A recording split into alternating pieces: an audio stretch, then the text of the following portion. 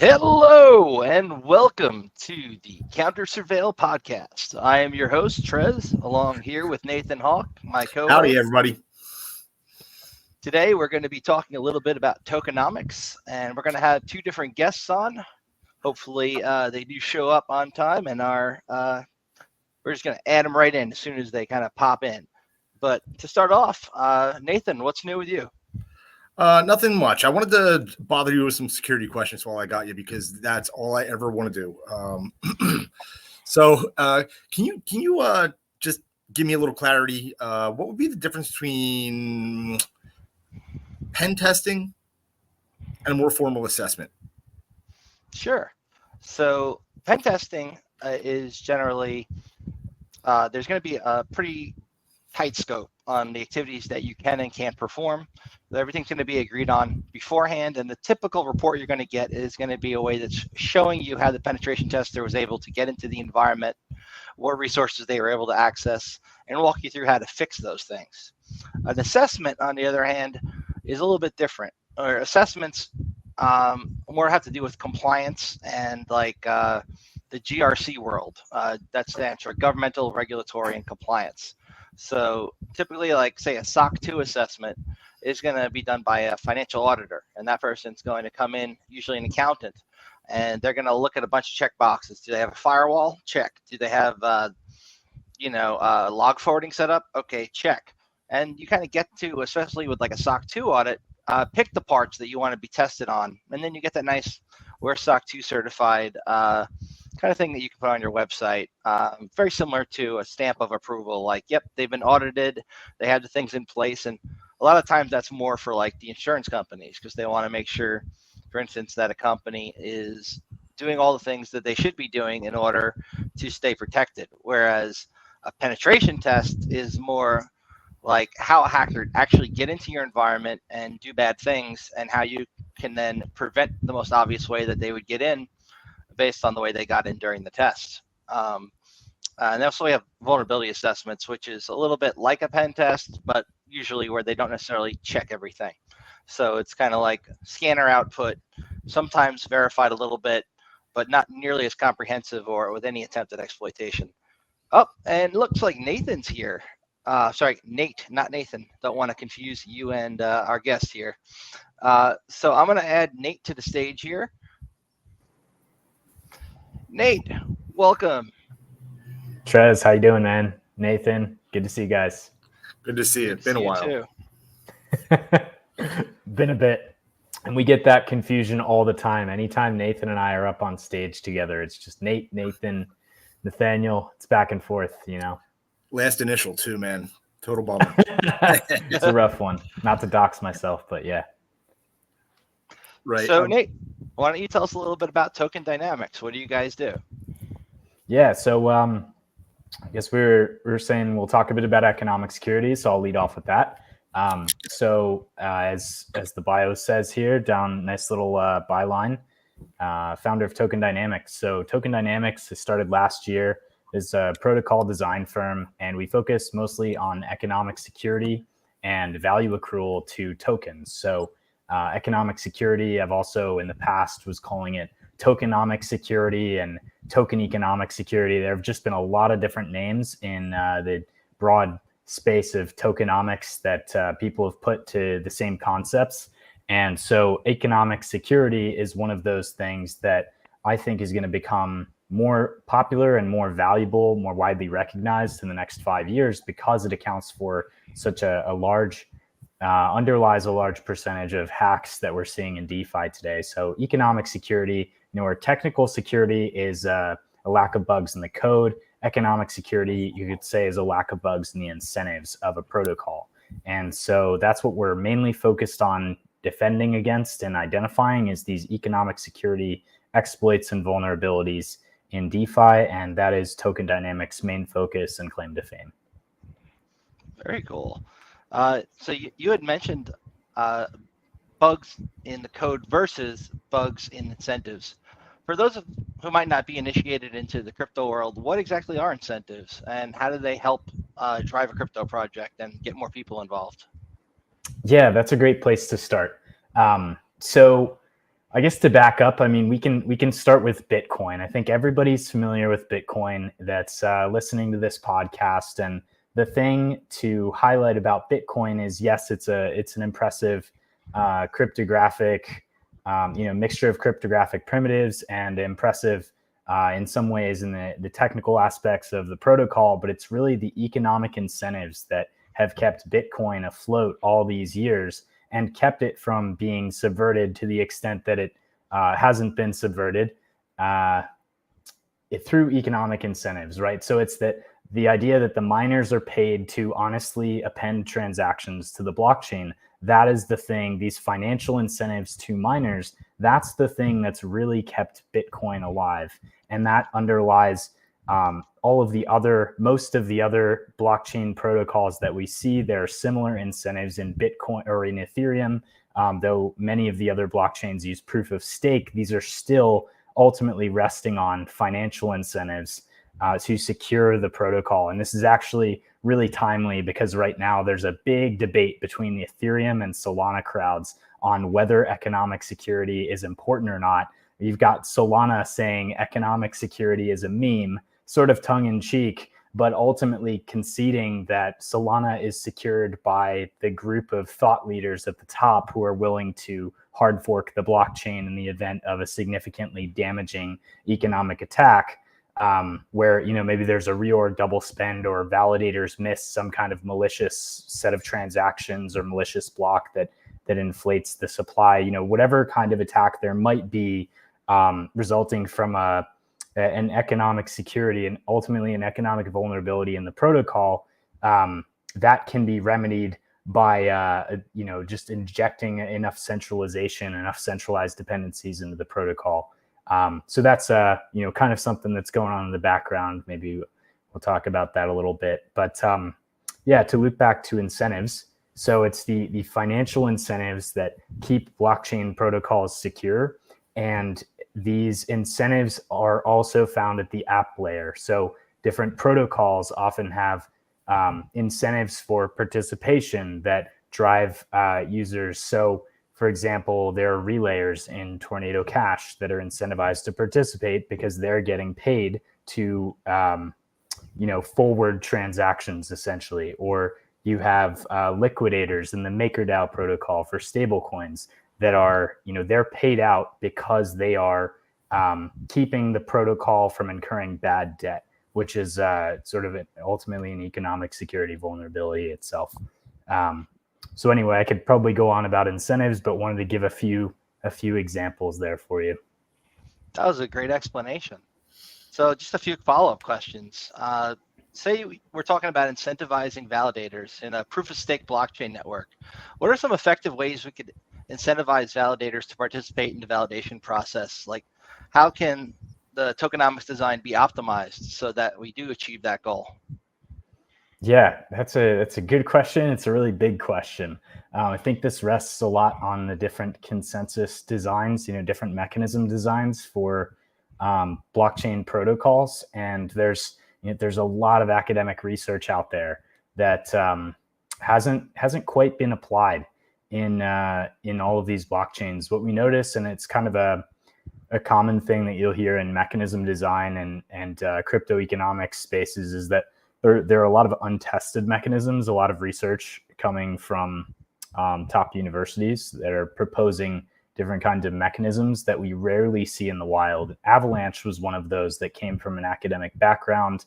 Emin Gün Sirer is one of the founders of Avalanche, and he's from Cornell. He was doing mechanism design there for, I want to say, maybe a decade. He's had a deep academic background and is one of those people that's brought previously theoretical mechanisms out of the void and into practice.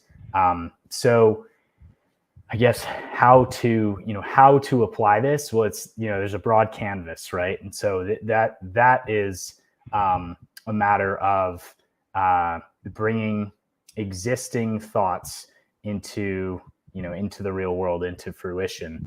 And with that, there's the opportunity to look at it from an economic lens and look at the economic security of these protocols through things like iterative simulations, Monte Carlo simulations. There are a lot of tools in what we have is like the token engineering space is really heavily focused on the mathematics and the the systematic simulation of these protocols through Python packages and things like that, where they're bringing in real like a computer science background and applying that kind of rigor to economic security of these protocols. Wow, that's pretty interesting.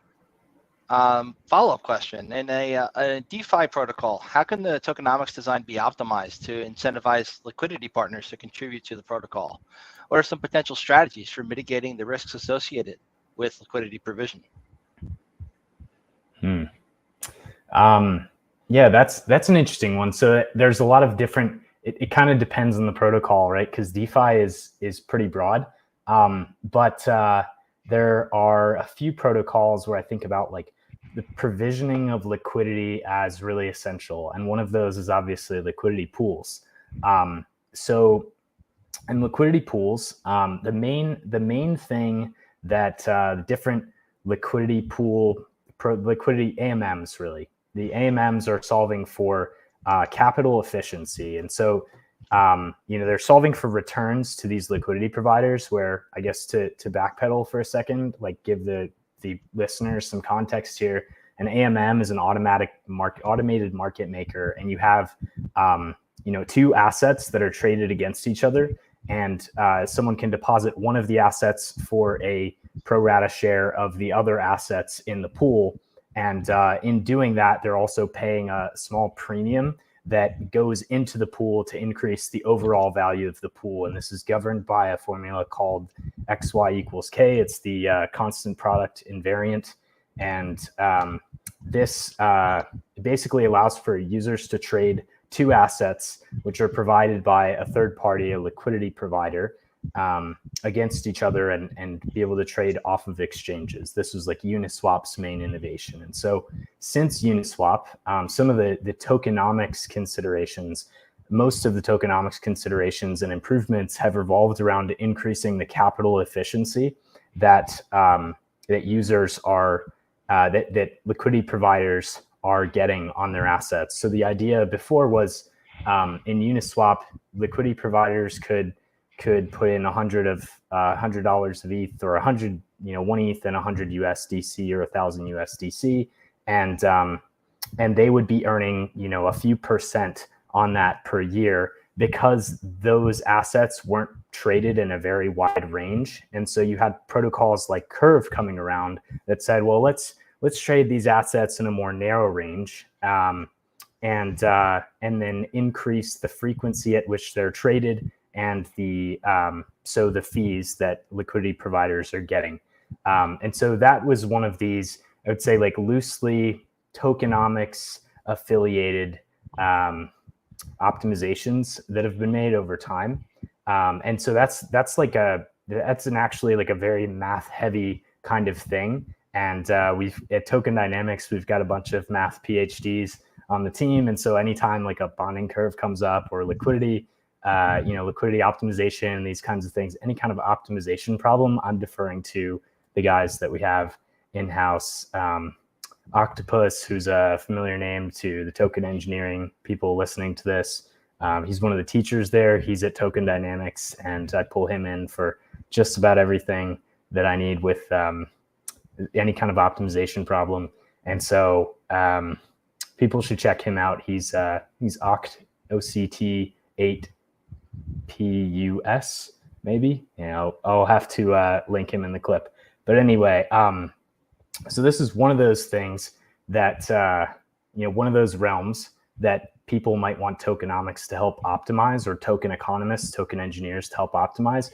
But the challenges that we typically see in these kinds of areas are actually peripheral to the main optimization challenge. So a lot of the time, and there was, I could list a couple of examples of protocols that were AMMs that tried to incentivize liquidity providers in an exogenous way, rather than improving the product itself and competing on that basis. They attempted to provide protection from what, one of the main issues was impermanent loss, and is still impermanent loss in providing liquidity.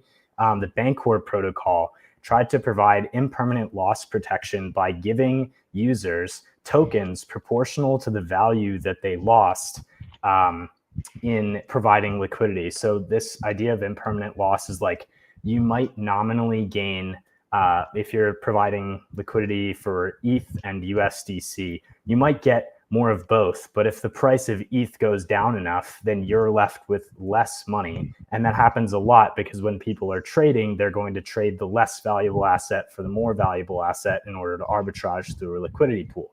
So Bancor said, well, that's easy. Let's just give them Bancor tokens in order to make up for the losses that they're incurring.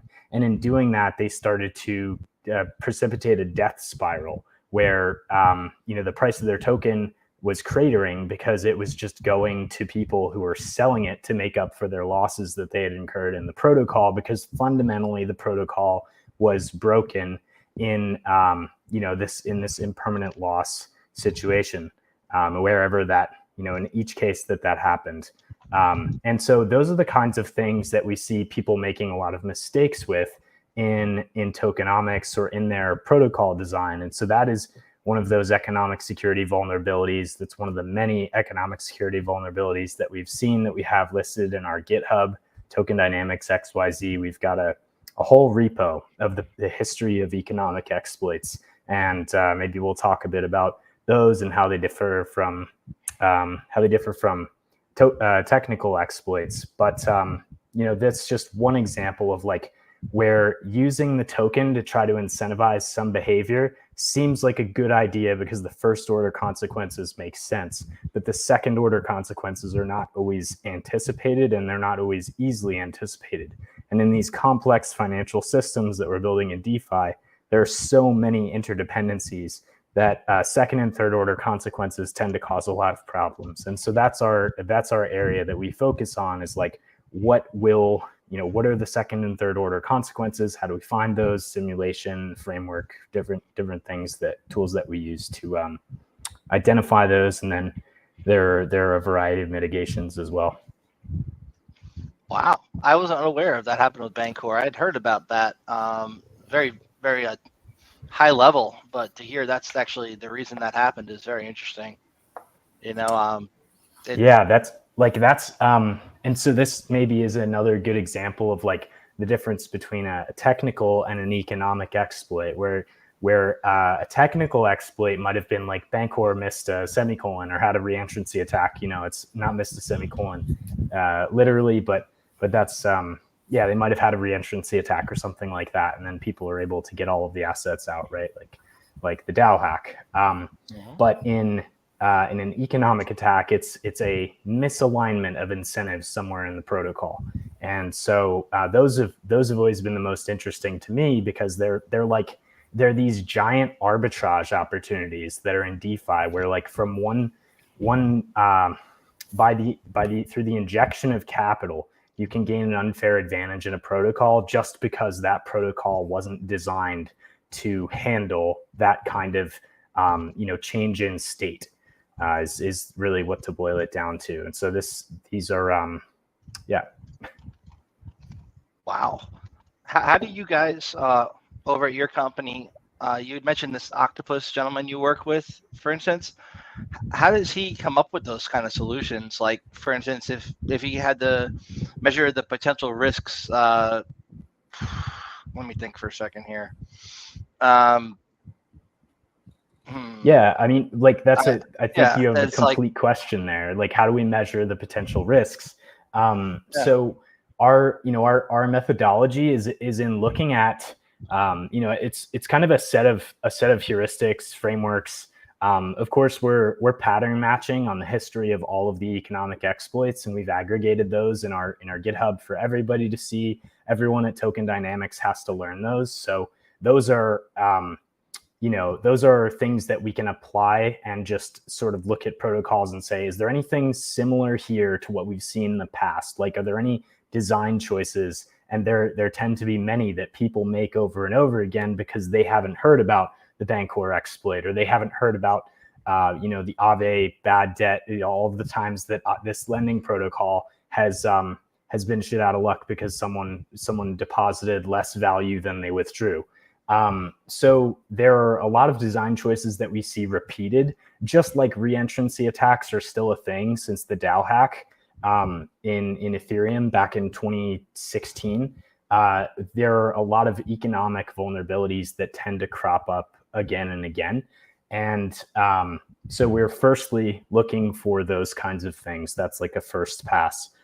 Beyond that, some of the people, like, we have a really smart and talented team, and they're all thinking very differently. And that's one of the things I love about this collective of people. There's 8 of us now, and everybody thinks a little bit different and applies a little bit different of a lens when they're brought in to analyze a project for economic security vulnerabilities. So we benefit a lot from having this diverse group of people that are thinking differently than each other, and certainly differently than the rest of DeFi, who are not even really tuned into this concept of economic security being a solution to a large swath of problems. But the other thing that we look at is we rely on a couple of metrics, and one of those is the cost to attack. So we're thinking about and looking at and mapping, diagramming out the design of the protocol and the upstream and downstream dependencies of different factors and modules in those protocols to see where is there, a sort of bottleneck or somewhere that we could inject an amount of capital to manipulate the data in that protocol or manipulate the price that is a dependency somewhere in that protocol. For example, today, there was an economic exploit of a lending protocol called UWU, and there was an oracle manipulation.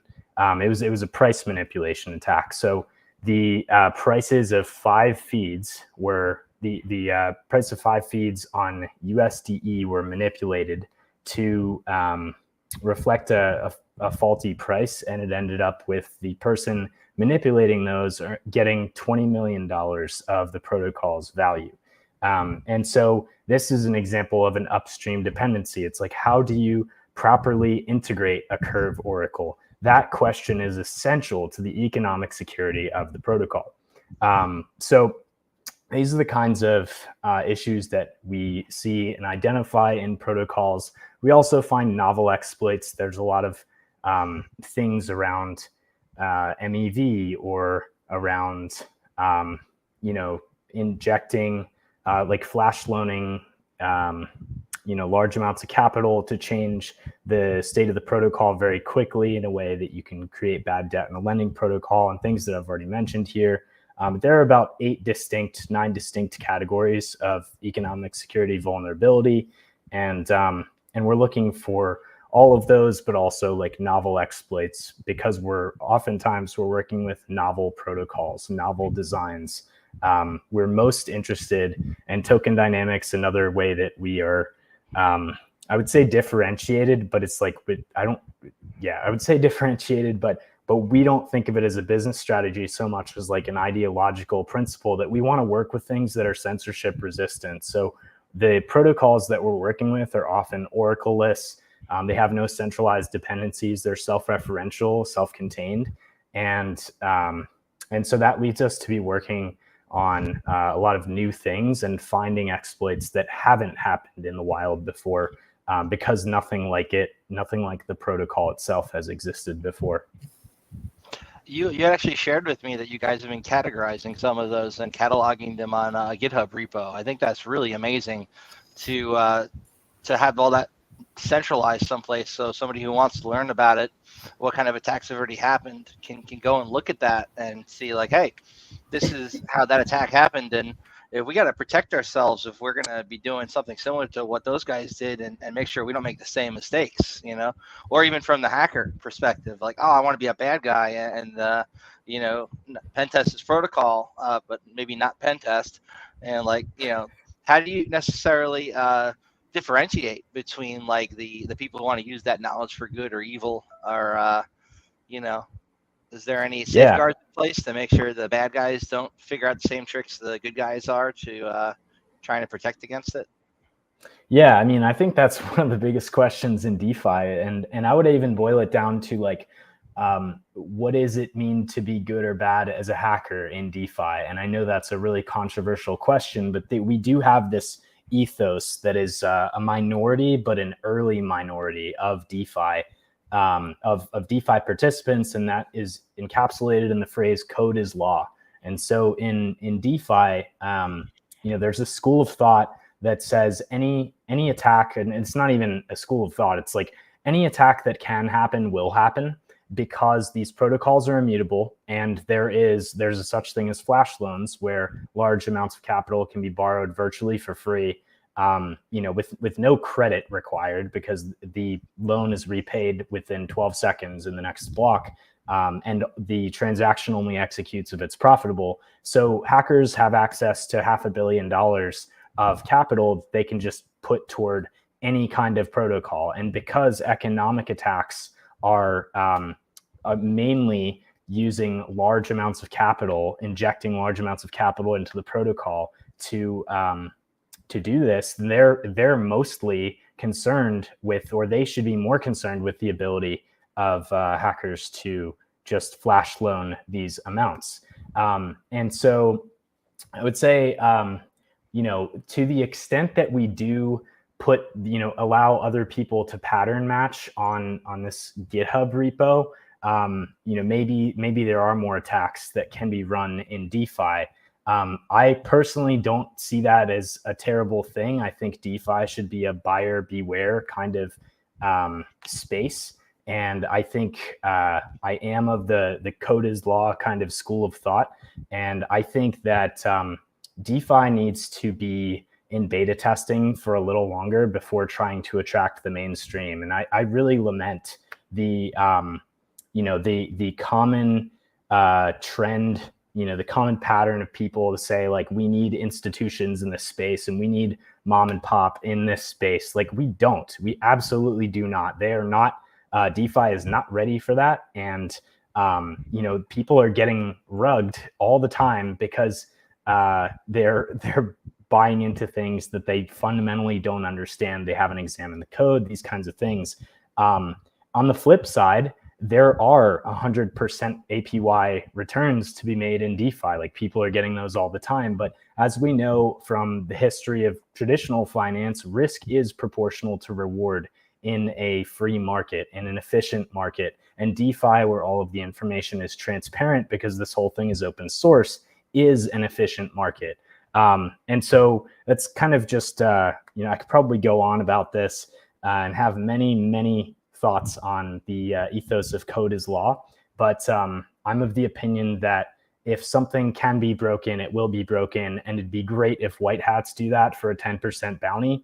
There are some solutions I think will be created involving self-regulation and alternatives to regulatory agencies that are going to arise in DeFi.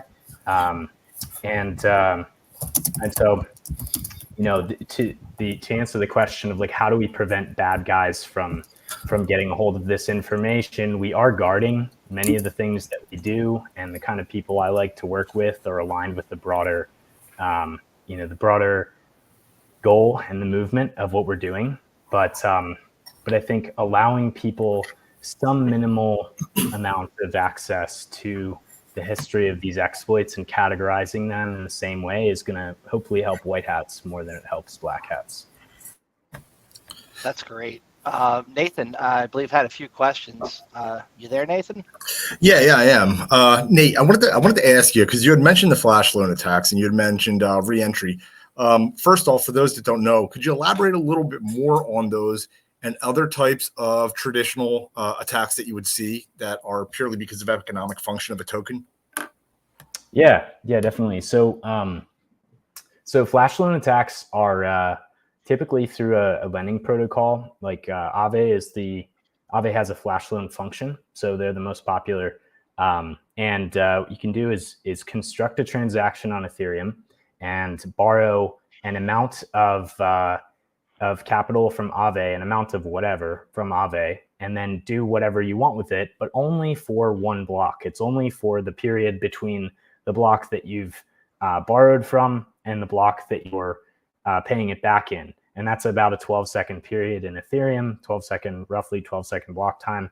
And so you can do anything with, $500 million for 12 seconds, and people will construct really complex transactions to, say, borrow, 50 million from Aave and then turn that 50 million in ETH into like USDC or some other stable coin, and then deposit that into a liquidity pool, trade through that liquidity pool a bunch of times to earn rewards from some small protocol that's paying out rewards proportional to volume, drain the entire protocol of rewards that they're paying out proportional to the volume through liquidity pools, dump the token for a $5 million profit, and then pay back the original, withdraw the 50 million that they had put into liquidity pool, and then pay back the 50 million to Aave, net 5 million, maybe less some fees or something like that.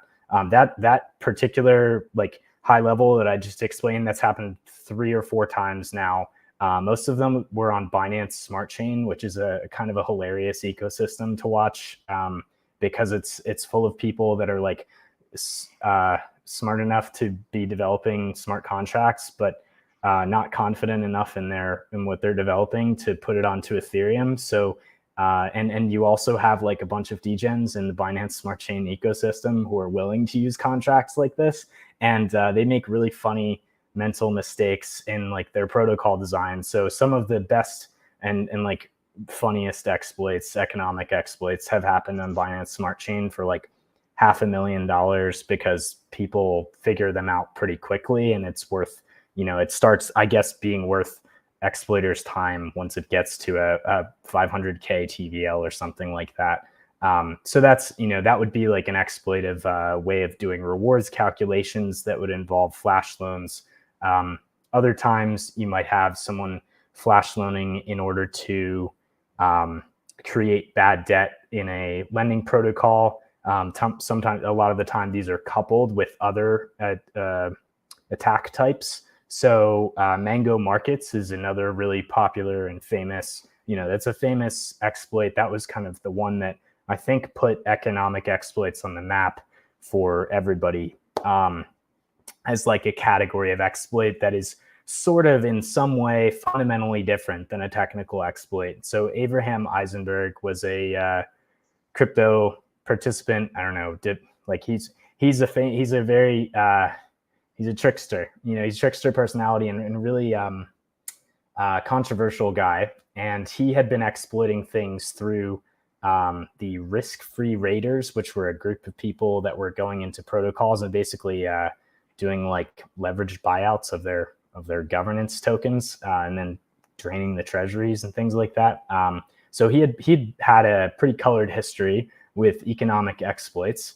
But he went to this one protocol, Mango Markets, which allowed people to borrow against the treasury. This is a perpetual futures protocol. So they were allowing people to bet on the price of various assets going up and down relative to each other. And then they would allow people to borrow from the treasury. He manipulated the price of an oracle and then was able to borrow more than borrow the entire treasury to reflect that his unrealized gains on this manipulated asset were like through the roof.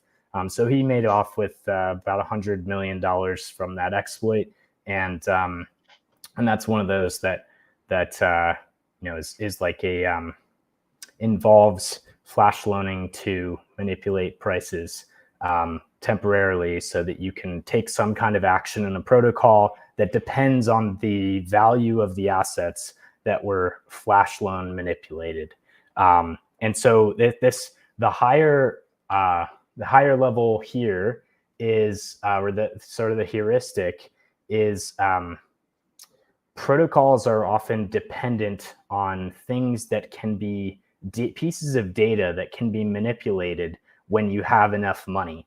And because flash loans give anybody the ability to have enough money to do this kind of manipulation, there is a lot of attacks that can be run of this category. And so that's those are the things that we've kept track of in this GitHub repo. We've labeled several of them, like this was a flash loan and here's how they did it, and we have a little bit of a description in each of those with the amounts that were lost, the amounts that the hacker netted, and then a couple other factors there. But there are many different types, and flash loans are one of those components that are used in most of them. So if I'm understanding this right, it's like he almost took out a loan, a very quick loan at a very low interest rate, and then used that borrowed cryptocurrency and manipulate the price of the Mango token, and then pay back the loan and walk away with 100 million. Yeah, he got so he manipulated the price of one of the assets in the that was allowed to trade on the Mango Markets protocol, and the token ended up going to zero because it was represented share of the treasury. But he manipulated one of the oracles by changing the price of the asset that was used to show a larger than like an artificially large profit and loss, unrealized gain. And I see Nathan is showing us Mango hard seltzer. Yeah, so Mango Markets, really interesting one to look at. But what's crazy is the same exploit was run on Moolah Markets, which was basically the same kind of thing. A couple weeks, a couple months later. And so these kinds of exploits show up all the time, and they're repeated. And that's why it's been valuable for us to pattern match on this history and just get everybody upskilled and understanding what exploits have happened, because they tend to happen more than once. Even though people, you'd think that they'd be like, oh, our protocol works like that, we should fix that. They don't. And that's maybe a whole different story. But the same kinds of economic exploits continue to happen and are popular for a couple years before people really start to figure things out. All right. Follow-up question would be, what would be an example of just an original sin in protocol development? What type of reckless structuring are you seeing over and over and over again that ought not be repeated? Oh man, this is such a great question. This is one of my favorite things. So I haven't seen anyone else really talk about this, but the idea that that the market cap of an asset, or the value of a number of assets, is the quantity of those assets times the last traded price, is retarded.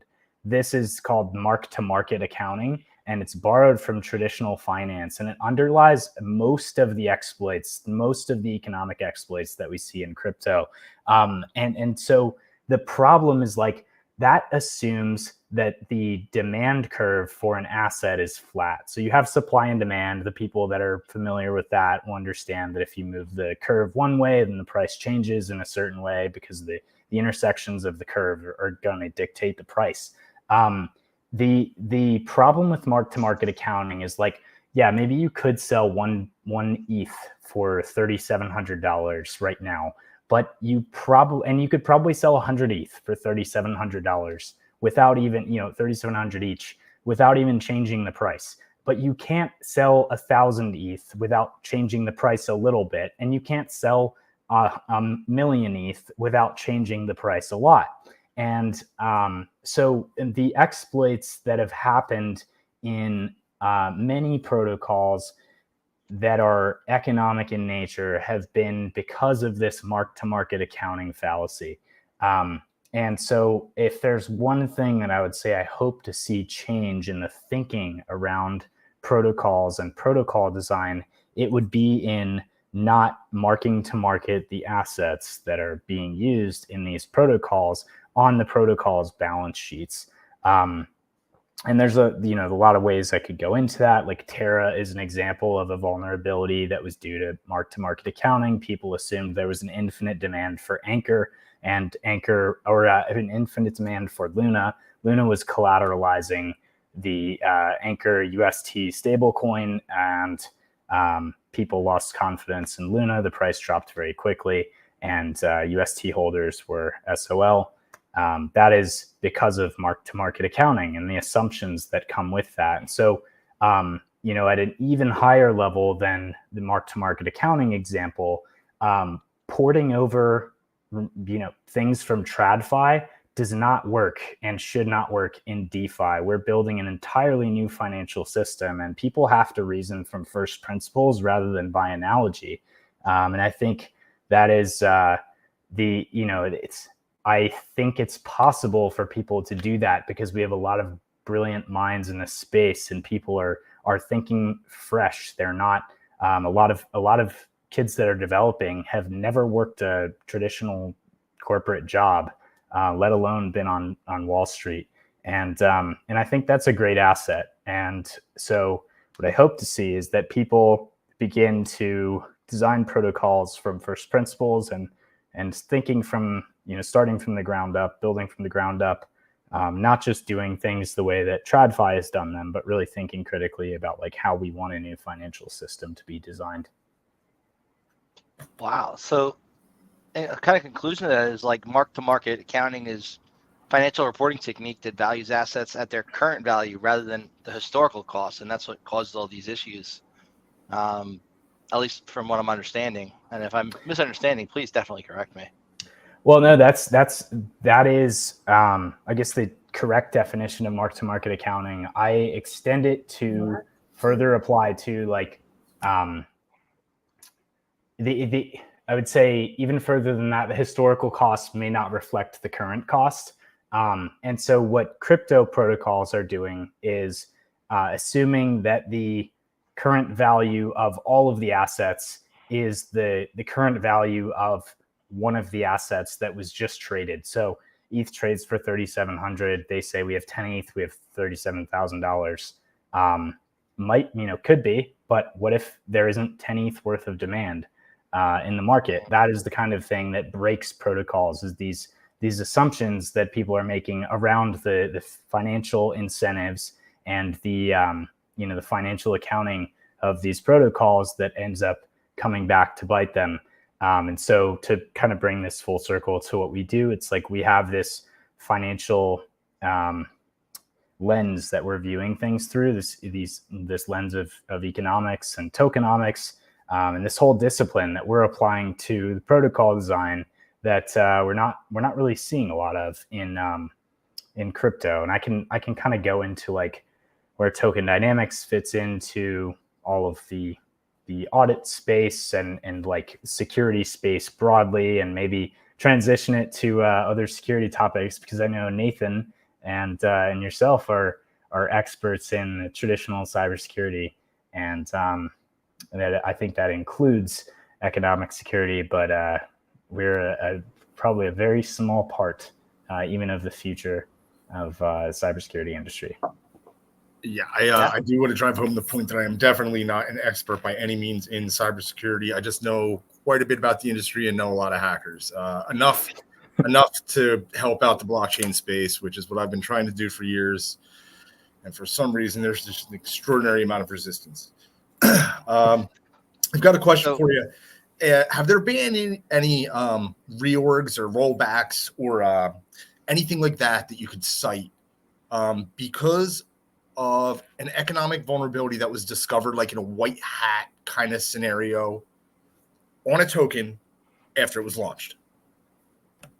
Yeah, I don't know about white hat reorgs and rollbacks. I think the white hats have tended to report things to the teams, but I'm not remembering any exploits that have happened in the wild. Reorgs and rollbacks, there was one on BSV. There might have been 2 or 3 on BSV in the last few years. I suspect exchanges were hurt by those, but didn't report because they didn't want to cause a panic. Because I don't think there's a lot of great reasons to reorg the Bitcoin SV chain unless you're double spending a counterparty. And there, who knows what's going on in the background there, right? But I do know there were like a couple of 100 block reorgs in Bitcoin SV.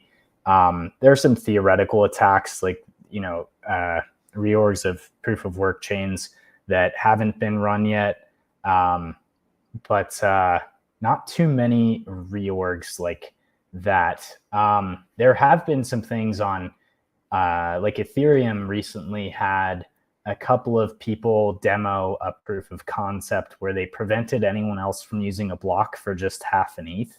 That was like $1,000 at the time. And that was a big deal because it showed that you could prevent someone from using the Ethereum chain, if only for a short period of time. I'd imagine that exploit could be used in the wild to prevent some kind of protocol from properly transitioning its parameters. If it says like we're updating at block 2 million, then that block comes and nobody can use that block. Well, what happens to the protocol in that case? I guess they've just used a greater than sign, but that's the one that comes to mind because there haven't been too many rollbacks or reorgs of chains, because this is that's like the highest stakes kind of economic exploit that you could expect to find. Like most of those that I've given as examples are in the app layer. They're on top of blockchains. They're not of the blockchains themselves. And if those things happen, like you have reorgs are devastating events for blockchain's credibility, and we haven't seen too many of them in the wild, unless you're thinking of one that I'm not remembering. I mean, there's obviously Ethereum had their reorg from the DAO hack, but that was not so much economic as a technical. That was a technical exploit, and then it was a social consensus hard fork. Yeah. I don't have anything to add to that because it's a little beyond my knowledge level there within crypto, but I bet Viz does. Yeah. Can you guys hear me? Yeah, sound good, man. Yeah. So reorgs are a little bit different. That's a natural part of Nakamoto consensus. I don't believe Ethereum has the capability of doing that just because they have states. That's why they have uncle blocks. So they don't really have that, because I mean, I've written smart contract engine. It's a pain in the butt to roll back your state because you can't reverse computation, because if you're doing exponentiation, now you got logarithms, right? And they have a state tree, so they use that with their uncle blocks. But what happened with the DAO hack is they actually forcibly changed and broke the protocol and made an exception for the cryptography on that one contract. So when the DAO hack happened, it was a recursive call exploit. So what essentially happened is a hacker figured out that he could withdraw funds to a child DAO through this recursion, which is essentially calling the same function with itself. But then the Ethereum state tree didn't update balances every time the recursive call was executed. And so therefore he was able to drain a large amount of the ETH into a child DAO, which had a 1 month maturation period. And then that's when they had this philosophical issue of like, okay, well, is code law? Well, what happens if there's a bug in the code and the code is law? Is it still law? And ultimately what they ended up doing was basically breaking the cryptography on that specific contract, because as it's a blockchain, right, the hash previous has to, be included, in the next block. And so if you change any amount of data in that block, which they did, then it breaks the entire chain. So you have to put a little, basically an exception in there to say, okay, well, for this block, that hash doesn't have to match. And they with basically a withdrawal contract. And that's essentially what happened there. And that's where the big philosophical issue with Ethereum came out.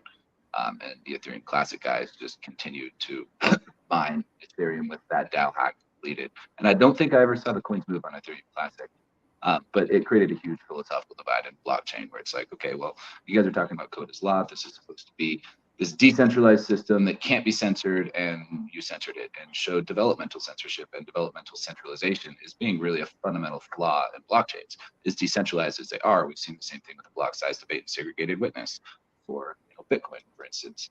So yeah, it created a big philosophical issue. So reorganizations themselves are kind of a natural part of the consensus. It doesn't necessarily mean that there's going to be a double spend. The only way you can really do a double spend is with a Finny attack.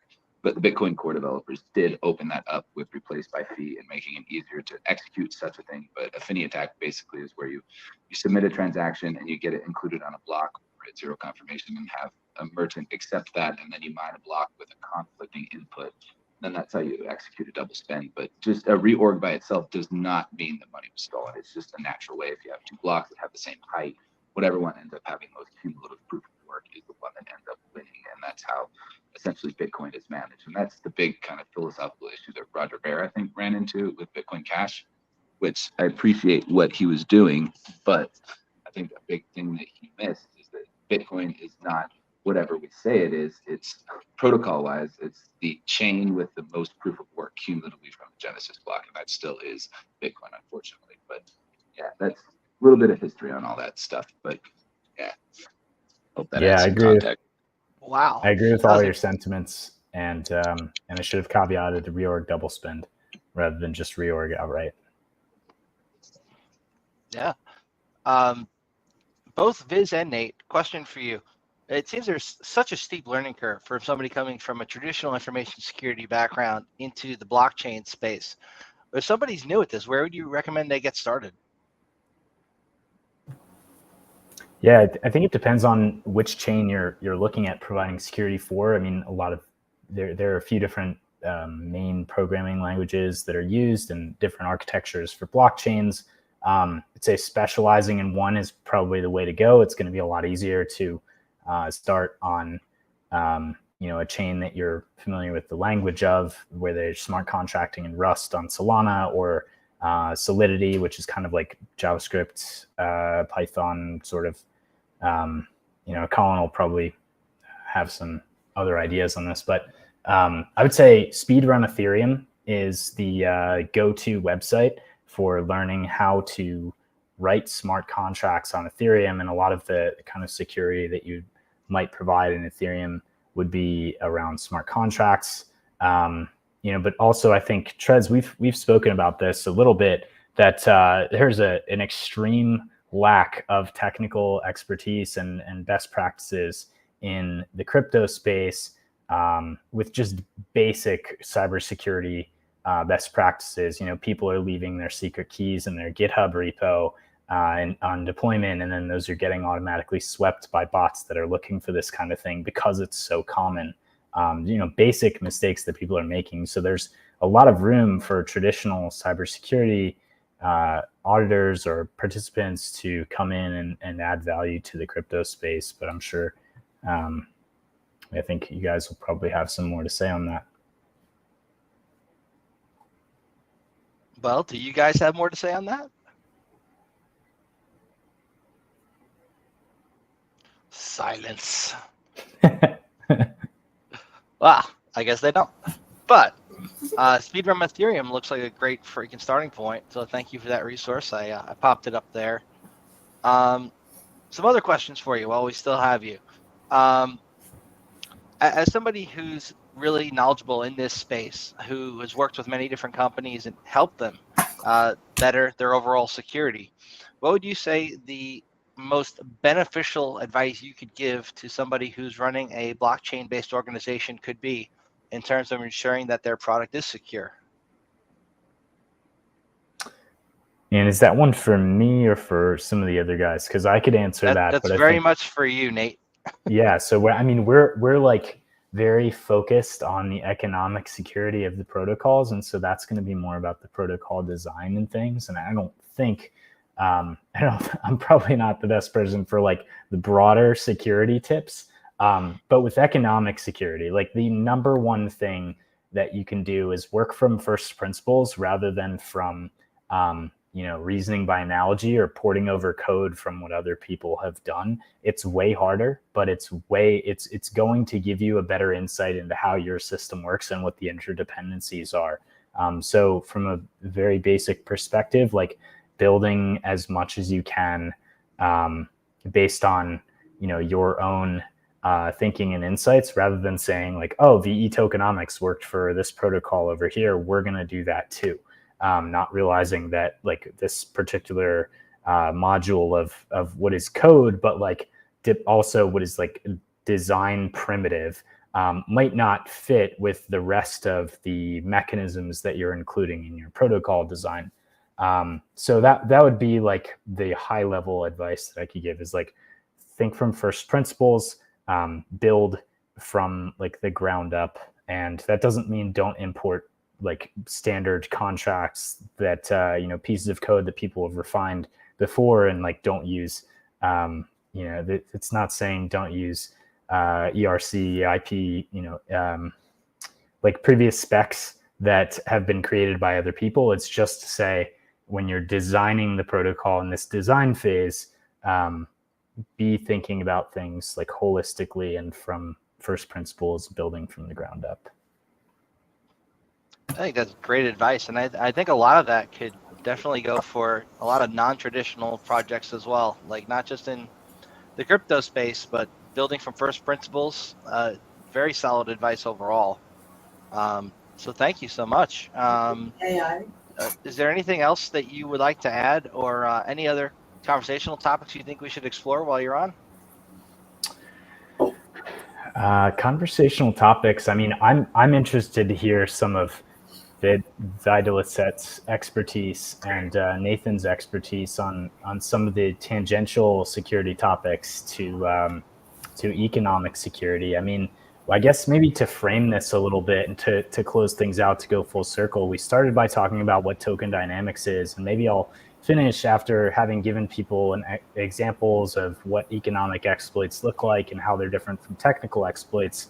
The way that I see it, we have a 4-stage protocol design process. So when we're building a protocol, the first thing we're doing is gathering business requirements and getting a product spec, right? We're saying, what does this thing need to do?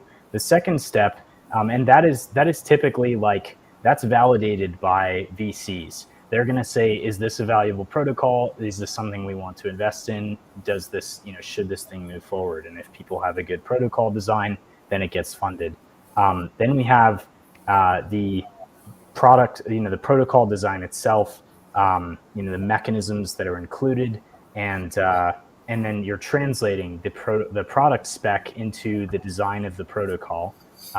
That is like the building out a protocol and what the system should do and how this thing should work, what kind of game theoretical mechanisms need to be included.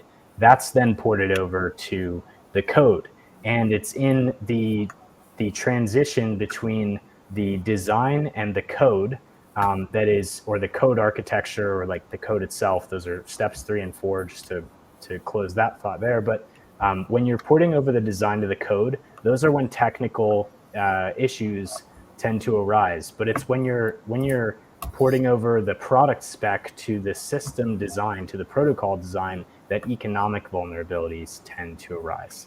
And so that is you can see that economic security is sort of precedes technical security and is just a part of the protocol design process, where the realm of auditors, of technical code auditors in crypto, is more focused on whether the code does what it's supposed to do.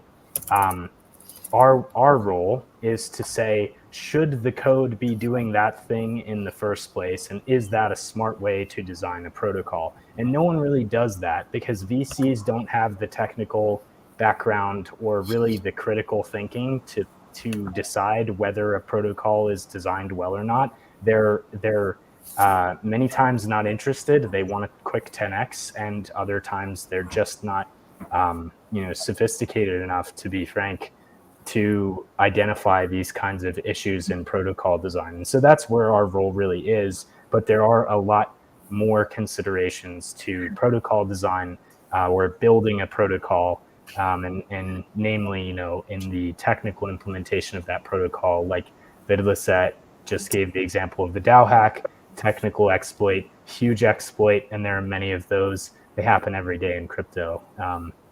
So I definitely want to call attention to that and not overstate our scope. So I would say, that's where I see our narrow role in crypto being very important. A significant percentage of TVL comes from economic exploits, or hacked TVL comes from economic exploits, but it's by no means the whole thing. Very good. Biz, Nathan, what do you guys have to add? I got a quick question, and this is for both Nate and Viz. Is there a certain theater blockchain where you see this happening more?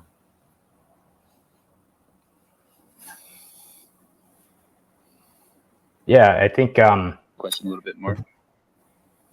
Yeah, the blockchains with the largest TVL.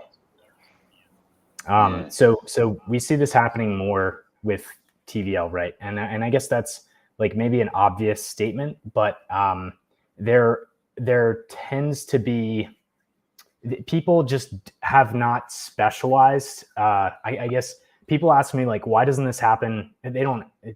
Only a couple people have asked, but there is this trope that like exploits don't happen on non-EVM chains. That's because nobody's using non-EVM chains, and the smart people are using non-EVM chains. I think this is Viz, I'm really sorry, but you're cutting out pretty hardcore. I don't think I can hear you. It might be me. Could be me. Hello? Sorry, is Viz still there? I was speaking, but Yeah, maybe I'm here. it's Nate me was that you guys are talking. talking about. Yeah. Yeah. Am I back? All right. I can hear you, Nate. Okay, cool. Okay, well, yeah, I mean, I can kind of continue that thought. Like, I'll just keep going with that. But basically, Cardano has just started to get some of these economic exploits. Oracle manipulations are starting to happen in Cardano. They have a big issue in some of their lending markets, and they're taking the steps that they need to mitigate them.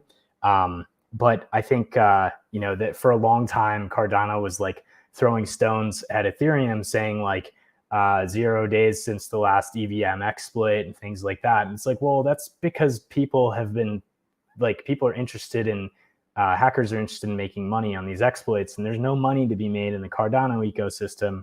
And furthermore, it's like the lion's share of intelligence is focused in the Ethereum ecosystem.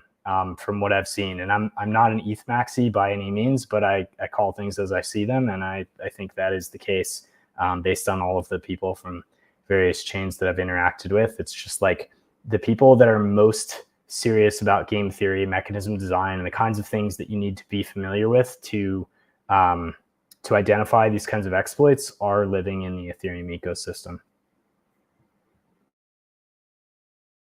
Yeah, I'd agree. Just from having my experience in blockchain, you usually don't get exploits until it becomes economically profitable or there's some sort of philosophical issue, right? Like the DAO hack, for instance, like it doesn't look like that hacker made out money on that. They did it to prove a point to show developer centralization. But I have seen that, the Ethereum virtual machine documentation, everything, it's littered with red flags.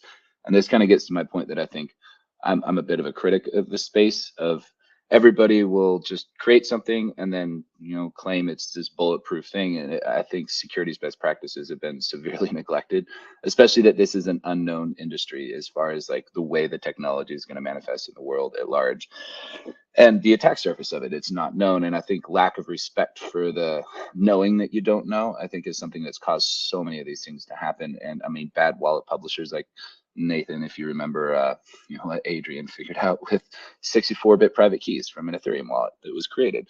And it's really hard to enforce best practices. You have a lot of people that, see all this money coming into the industry, and then they just jump in with lack of respect for the regard that this is a completely new technology. It requires a completely new way of thought, and that includes also in your security measures. And that's something that I've at least learned from being in the space for about, 10 or 11 years now, is that you're not going to know everything. You're not going to see it, and you have to change the entire way you think. And I'm seeing all these corporate VCs and whatever else, people funding all these different projects and want to make their coins and then claiming that it's going to change everything, just like Ethereum did with the DAO. And they don't respect fully the extent of what security measures are important. And I think the most important one, like you said, starting from the ground up, that's really important, being methodical and not putting too much liquidity into the protocol until you understand the attack surface well enough. And unfortunately, time is really the only thing that gives you that certainty, and just how cryptography is developed too. If you don't have enough crypto analysis,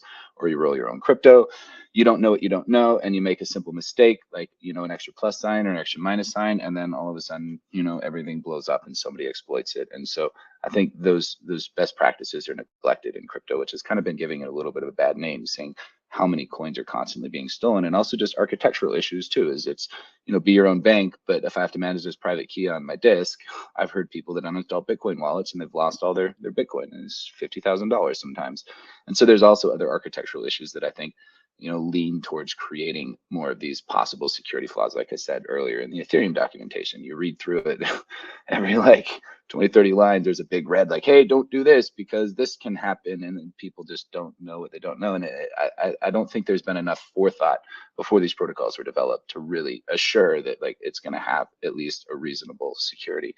And like, Nathan may have talked there, it's not really well known yet either. You can't really put a stamp of approval on a smart contract because we don't have the entire time to understand the attack surface and to be able to. So any really security audit is kind of like a rubber stamp at this point because we don't know until we know. And sometimes knowing costs people millions of dollars. Yeah, and that's what Nate is taking care of over with Token Dynamics, and it's a really noble pursuit, and it's something that's pretty novel, and people aren't paying enough attention to, like you had mentioned, Viz. Now, Nate, you did mention that you were going to have to leave us at one point, and so I didn't know if you're going to have to jump up and leave mid-conversation. I want to make sure that you get to plug all of your stuff, let people know where they can find you on social media, things of that nature. What do you got for us? Yeah, I appreciate that, Nathan. Thanks. And I'd love to stay longer, but I appreciate getting to chat with you guys. Yeah, for viewers, they can find us Token Dynamics on Twitter, just all one word. And that's the best way to keep up with what we're doing, the kind of things that we're thinking about, talking about, keep up with, the little sound bites and clips that we're posting on Twitter is going to be the best place to find us. Our website is tokendynamics.xyz for those people that are interested in reaching out to us. And yeah, we'd love to chat with anyone. We're looking to bring on more people as team members and train people on this kind of stuff. Particularly interested in people who value censorship resistance and think that crypto is a tool for economic and social freedom. That's our target audience of people that we want to be working with and building protocols for. So if that describes you, please reach out to me. My personal Twitter is official ESC, as in Eat Sleep Crypto. And but yeah, Nathan, thanks for the call out, and I'm looking forward to chatting with you guys further and seeing the recap of this later. Thanks a lot, man. It was great catching up with you. Likewise. Catch you guys later. Yeah, Nate, thanks for following a really methodical approach and a responsible security approach in crypto. It's a breath of fresh air. Likewise. Yeah, we're going to keep it up every goddamn week until bring them kicking and screaming if we have to. For sure. Yeah, I appreciate it. We'll have to chat more about that later too, Viz. Thanks, guys. Catch you. Absolutely, brother. Now, Colin, how you doing, man? I'm doing. We're gonna jump into criticizing the technical aspects, or what are we doing from here? Yeah, I think that's exactly the path that we want to take. Is we're going to try to do this episode to really dig into tokenomics and get it out of the way. I think that the benefit of doing this is any InfoSec people that do have an interest in crypto, that they can see these added attack surfaces and know that there are people that are taking those considerations in stride. The one thing that I think is very unfair, to developers and to InfoSec pros alike, is that we have this added attack surface, and that they ought not, if they want to build a blockchain vertical, have to worry about covering this stuff, and that there would be people that specialize in it, much like they would specialize in assessments or pen testing. Yeah, it's really interesting. Yeah, you can go Trez. Oh, I just wanted to give you a warm welcome. I know we kind of have brought you in a little bit early so you could talk with our previous guest, but for those who are watching and might not know who you are, I just wanted to give you an opportunity to introduce yourself, talk a little bit about Nexus, and also I wanted to thank you and the Nexus team for all your support and helping us when we were putting on our Security Mindset Reset event. Really do appreciate all of you, and just wanted to mention that before letting you hop on officially there. Yeah, absolutely. It's good. We really like to support the security industry, and I mean Nathan and myself have been talking about this, or bitching about it, if you want to say that, about just the practices in crypto and how it's created this whole new swarm of issues that I think are not really being taken responsibly, and it's so easy to just make ridiculous amounts of money and it's usually the people that are investing in those projects that end up paying for it rather than developers. So, we definitely like to help support the security industry and, bring best practices and, rally kind of some more security people around it too, because there's a lot of security people that don't really get too into blockchain because, a lot of it is quite silly. Meme coins are like a big thing. And I really personally believe the cart's been put before the horse just because there's so much money to be made in the hype and the dream of something rather than the actual application of it. And thus we are here. Absolutely. So, And to further that, I mean, even within the hacker community, I've seen a lot of negative talk just about crypto projects in general. At DEF CON, I mean, they don't even have the blockchain village anymore due to, I think, a lot in part of the negative stereotypes that have persisted due to those bad apples who have, taken advantage of the market and done things like projects where they're really not demonstrating the best use case for the technology and instead just trying to make a quick buck.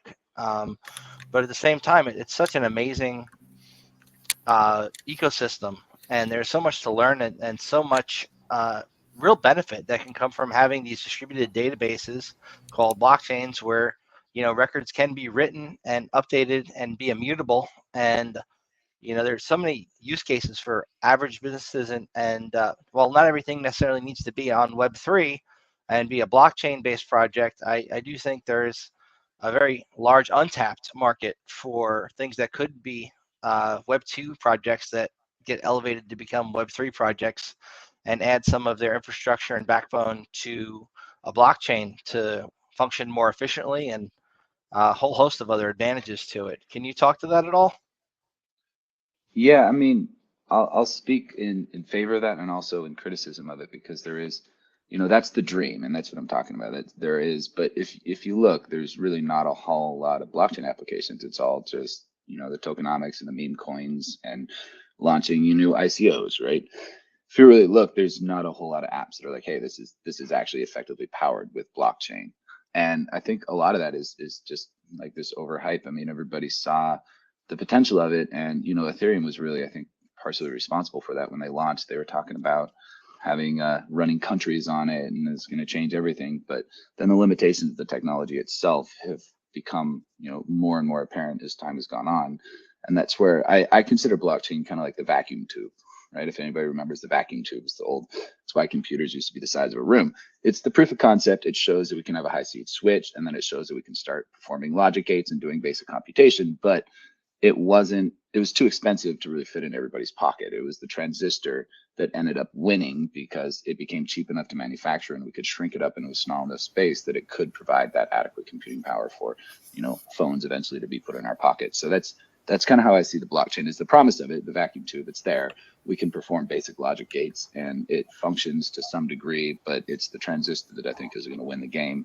And a lot of people even talk it up. Like you see Avalanche, they, directed acyclic graphs and they go through there, but then they start realizing there's other limitations. And then you have the Byzantine generals problem. And it's a really interesting space to be a part of. And I really appreciate the technology as it stands now, but I also recognize that you're not going to get to that level of global scale with the current architectures as they exist. And so other people end up cutting corners, like you have Solana, where it's basically a centralized authentication system. You have Ripple, and the faster ones are really become centralized. And then that comes into another problem with like development centralization, and that ultimately becomes the biggest security flaw. As in classical, InfoSec, the people are the biggest security flaw, right, Frank? Absolutely. Yeah. The So human element now of you got security. exactly. So now you have people that are coding it, and only a small number of people, like let's call it Blockstream, for instance, on Bitcoin. And, all you have to do is corrupt a few of them and they control all of the code that's pushed out. And thus now we have $100 transaction fees on Bitcoin because of this block size debate, which people are now starting to be like, oh, well, the block size can be increased safely now because of whatever reasons. But you look back in time when this was happening, I mean, $150, $200 transactions, if you remember, and I think it was 2017, 2018, might have been a little earlier. And I mean, the whole narrative of the no big blocks was that, mom and pop can't run a node because it's going to take too much disk space. But, the cost of a hard drive, with terabyte back then was about $100, and now your transaction fees would cover the cost of that. And so that's just a good example of like the developer centralization and how that spun this narrative that ultimately limited Bitcoin, and now has cost everybody using it now just because of the decisions of a few people. And I think that's the biggest flaw in it right now, is that developmental centralization, and people generally, when they don't understand it, they'll just, you know, update the security. And then also, like I said, people rushing to market. Ethereum totally rushed to market because they ran out of money, right? They raised $15 million, and then the price of Bitcoin cut in half, and they moved to the most expensive place in the world, Zug, Switzerland. And they ran out of money towards the end, so they had to cut a lot of corners just to get it to market, so they could have their ETH that, you know, was minted on top of the ICO for their foundation in order to keep, you know, living their lifestyles. And now they've locked themselves in. As you probably know with software, like once you build the foundation of it, it's very, very difficult to change it. And you know, just a simple example of like, well, hey, we're going to fix it with sharding, right? You know, and now they've dropped sharding and go L2s, right? And I think they have like plasma first, and then like, oh, now these sharding, and it's just all these hypothetical ideas that then reflect the speculation in the market, which then makes everybody, you know, it's going to change. But then all these people get invested in it, and then they protect their investment because they don't want to lose, you know, how much they put into it. And so then they'll even protect bad ideas and bad So is that like a security sunk cost fallacy almost? I guess so. Yeah, it's a big problem. There's so many game theory issues in it, and then just, you know, the roots of crypto, what it was originally intended to do. It's, you know, now it's digital gold instead of digital cash. You know, and I'm not speaking for or against Bitcoin Cash in that sense, but you know, if you look at Satoshi's original intentions of it, you know, there was markets. Actually, I host Bitcoin 1.0, like the very first Bitcoin ever released, with Satoshi's published letter on our GitHub. Just, you know, for anybody that's browsing around that wants to go look in it, because you can see exactly all the intentions of Satoshi in that original code. And some of it was taken out, including the markets, right? He wanted to create peer-to-peer markets built into the Bitcoin protocol. He wanted to create a truly democratized, decentralized system. And Satoshi was a benevolent person, so therefore he could steward the project Bitcoin forward, eventually handed over Gavin Andresen. But, you know, now looking at it, you know, back, big corporation, Blockstream takes it over. They limit the actual script opcodes because they don't want all these things, and they have created, you know, censorship. You know, miners do not have to process a transaction. So if you create a control of the 5 mining pools, you can censor transactions. They'll never get confirmed. They'll just stay indefinitely in the memory pool, right? So that, you know, the concept and the idea and the promise of it, yes, it's partially there, just like the vacuum cube, you know, vacuum tube was partially there, but like in practice, there's all these different flaws that, you know, I guess can counter that promise. And that's where I say that there's architectural issues that need to be assessed and looked at in order for, I think, it to truly realize the vision that was set out by Satoshi. Yeah, I mean, I think there's been quite a corruption of the original vision of what Satoshi had in mind. A lot of people just see it as a cash. Whoa, what was that? Yes, sorry about that. Yeah, I should have been muted. Someone was being chased by a scorpion in a video game. It was tragic. Oh, no. So as I was saying before the scorpion incident there, you know, Satoshi's vision for what Bitcoin was going to be, when you read that original white paper, is very, very different than what it's become. And I wonder, you know, if he is still out there, what he would really think about what's happened to what he built, and if he were going to build it again from the ground up, what he would do differently to prevent that from happening again. Yeah, and that's kind of how I see it too, right? Like, I mean, I think you can tell with UTXO, for instance, it's a very, very clunky architecture. That's why it's kind of funny when Cardano says, "Oh, UTXO for, you know, smart contracts," and it's some feature. Like, UTXO is really just designed to create partial anonymity, right? Where you couldn't find the inputs match the outputs. If you have enough inputs and outputs, then, you know, the collective input sum versus the collective output sum, you don't know what one's linked to what, right? So it created some sort of pseudo anonymity, and that was the intent anyway.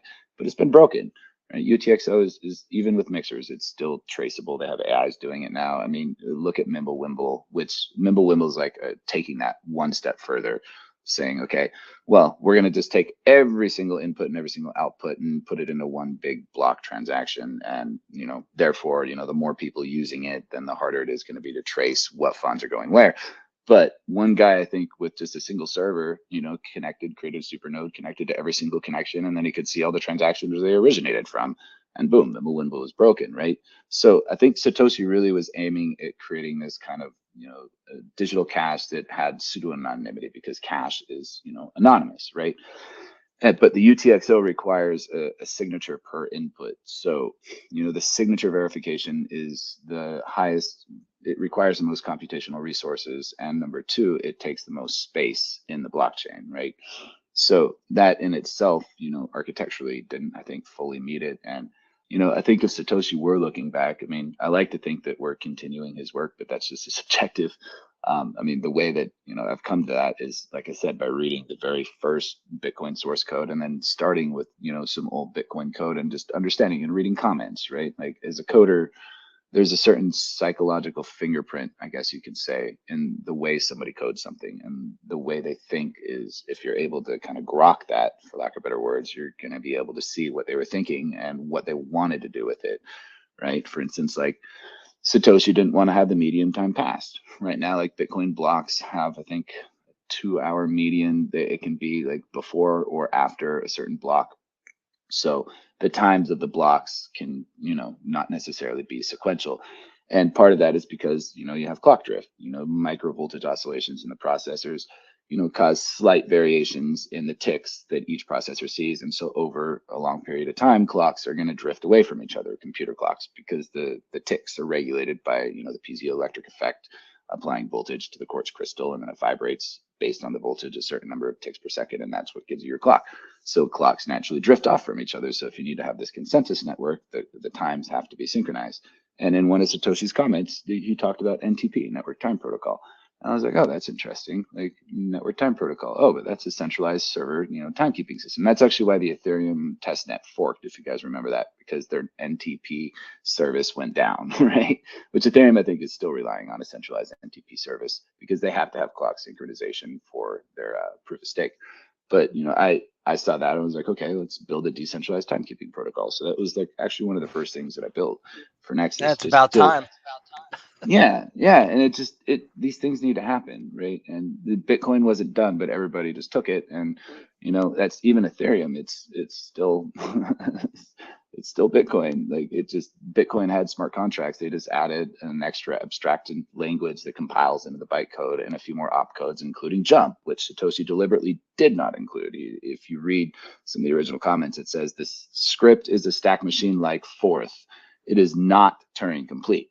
And so you can imagine Vitalik goes in there and goes, oh, it's not Turing complete. What if we make one that's Turing complete? And then now you have Ethereum, right? And all the other problems that came from it. And so it's just this reactive responses to it. And I don't think most of the projects that I've seen anyway are within that vision, including centralized exchanges. I mean, we saw all the Binance madness where, CZ was telling everybody to keep your coins on Binance because it's safer.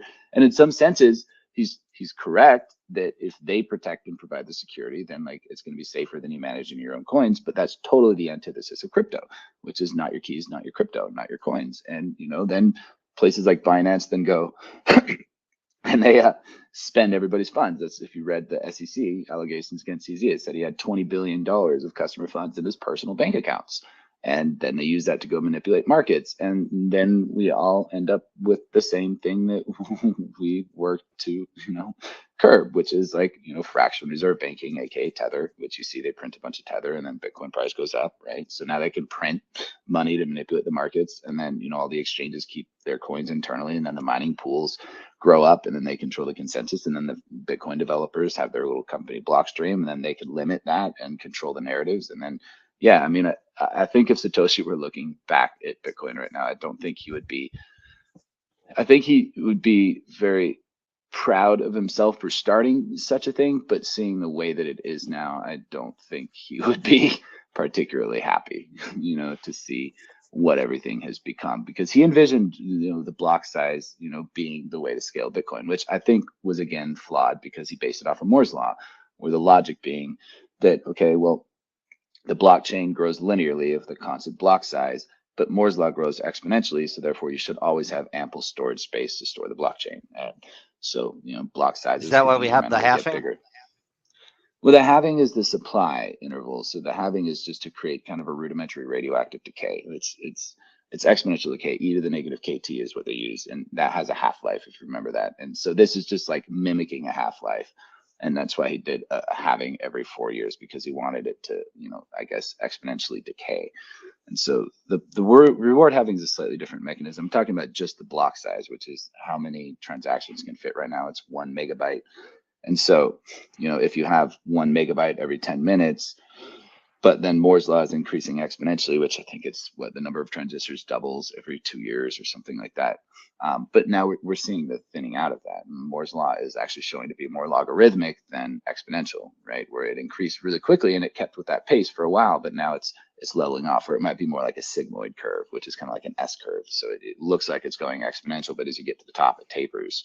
And that's kind of what's happening. If you notice, if you CPUs, they're not getting much faster than 4 gigahertz, because you have saturation of the actual quartz crystal that's holding your clock speed. And at a certain, speed, the piezoelectric effect becomes kind of unstable. And so we're kind of reaching that. So now they're just adding more cores.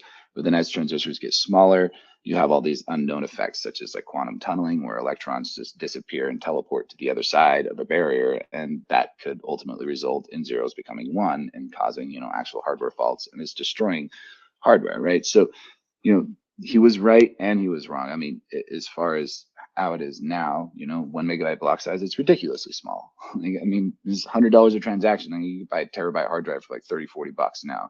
It's just absolutely ridiculous to say that decreasing the block size and having it small is going to help decentralization, because really very few people even run Bitcoin nodes anymore. It's just the main wallet providers. And then, there's just a lot of issues, and I don't know, the philosophies and ethos have been lost, and it's been kind of unfortunate. I don't know if you feel the same, Nathan, just to watch this libertarian cypherpunk dream, emerging. I mean, I got into Bitcoin in like 2013. I mean, back then I didn't know if it was going to be made illegal. I mean, I was plotting I was like, okay, if they make it illegal here, I'm gonna go here. It was pretty anarchist and pretty libertarian. It was cool, and the people that were pushing Bitcoin and exchanging it and using it to buy stuff were people that believed in that vision of Bitcoin.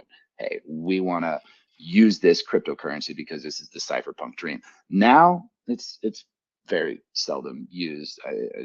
Merchant transactions have gone down significantly. People are hoarding it, which isn't really good for an economic system. It's just become more of a speculative asset than a currency, right? And especially in the technology and how it's able to manage I guess load has decreased chain usage, which ultimately is removing it from that purpose of being like an actual digital cash system that we can use on a global level, and just making it a digital asset. And now there's ETFs and BlackRock and all of these big hedge funds moving in. I mean, it was really unfortunate in 2020. You remember that, Nathan, with the S&P 500 correlating 100% with Bitcoin.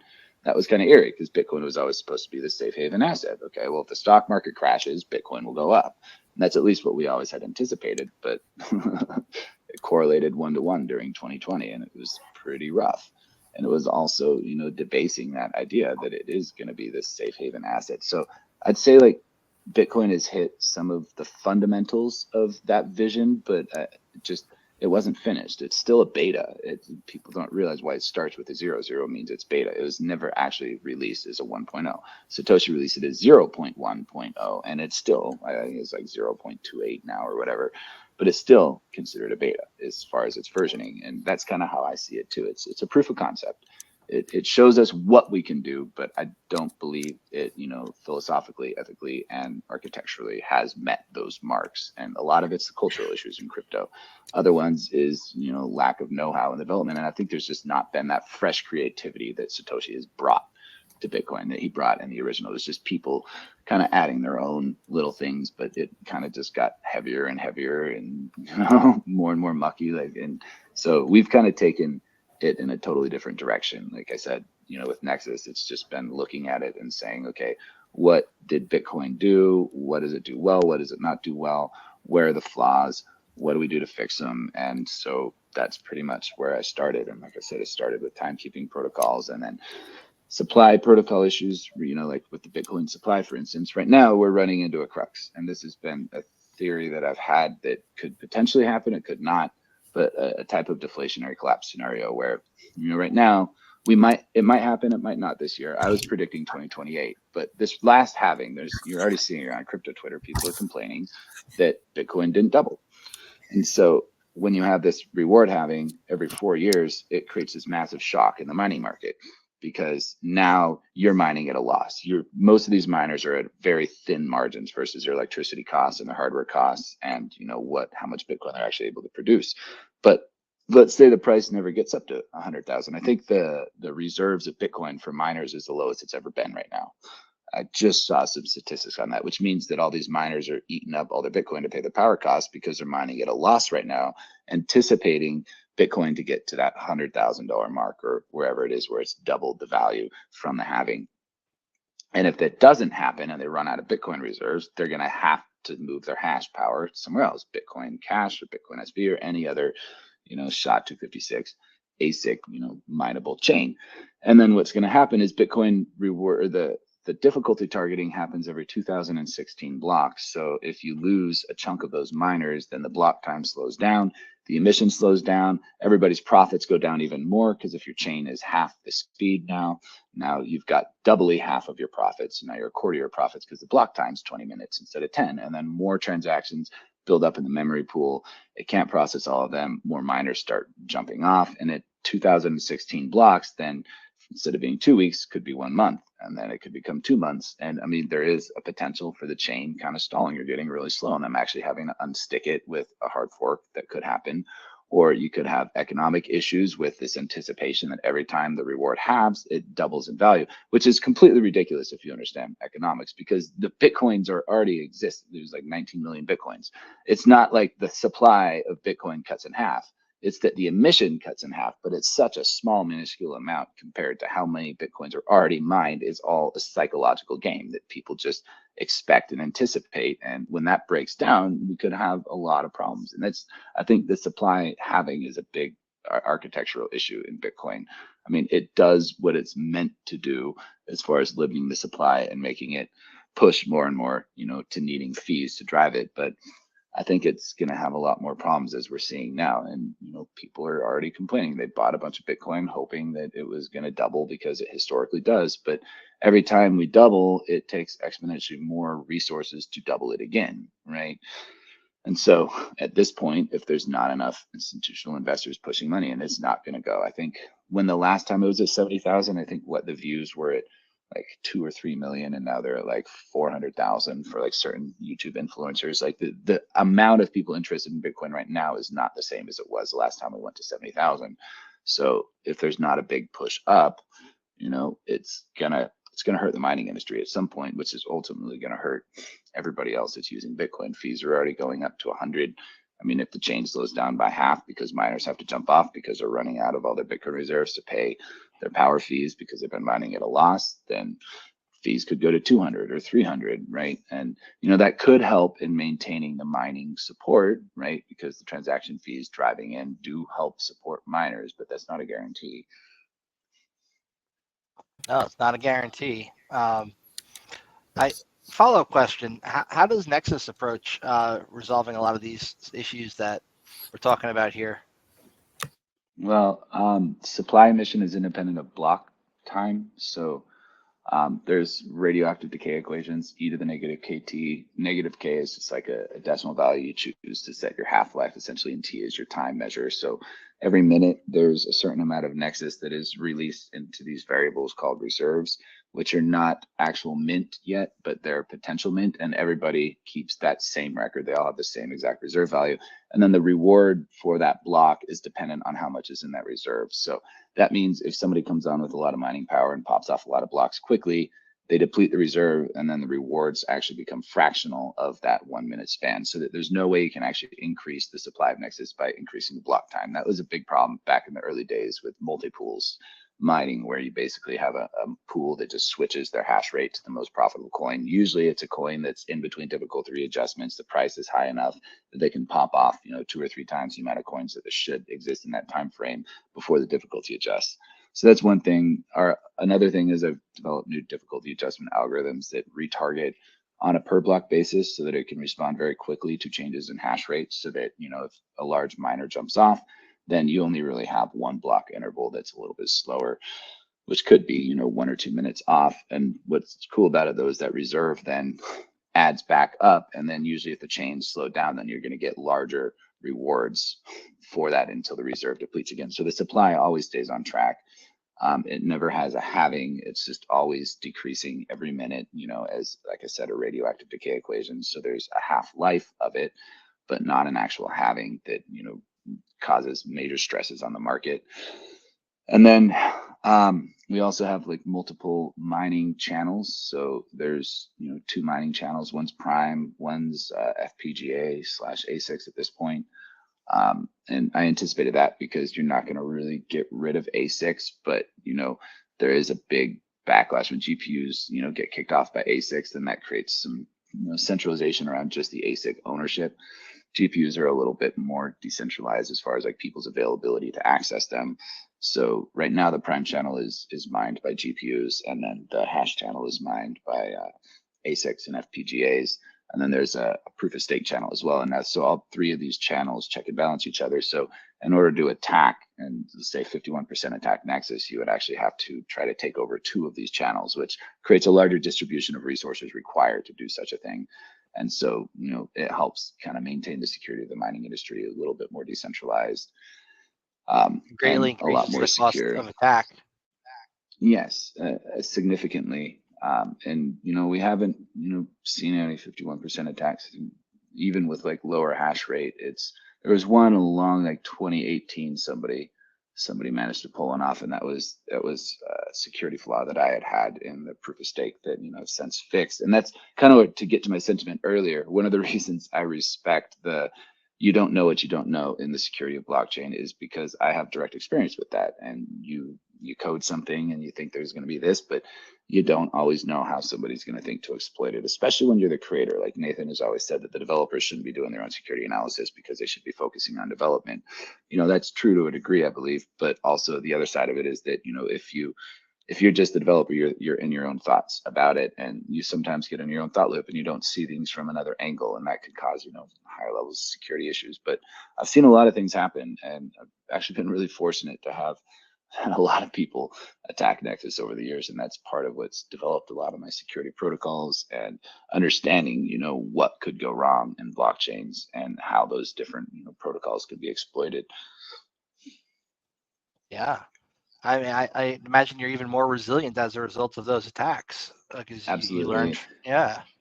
And we have knowledge that no one else really does in regards to that because of all the ways that we've seen people be able to try to exploit it. And we've developed the protocol around a lot of those mindsets and seeing that where, you can't say that some of the other chains, like let's say Bitcoin clone or whatever, would know because they're just kind of copying and pasting. And it's a big problem in crypto is everybody just copies and pastes. Right now, everybody's copying the Ethereum virtual machine, which I think is probably it's a terrible design. Like I'm such a critic of it. I mean, everything is stored in 256 bits. So they touted it as this amazing masterpiece of 256 bit computing, but it's not. It's every computation is still done on the processor in 64 bits. It's just now you have to do that 4 times in order to do just one, addition operation. So like, for instance, if you want to add 1 + 1 = 2, in the virtual machine of Ethereum, it's actually having to store 3 32-byte integers that have to be computed in that way. And so you have this ridiculous amount of space that's required for each contract and each, integer, even though in Solidity they give you different integer types, an 8 or a 16 or whatever, they're all stored as 256 bits in the virtual machine.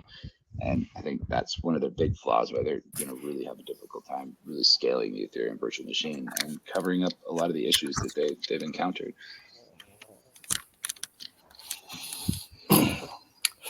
Viz, I'm going to hop in real quick.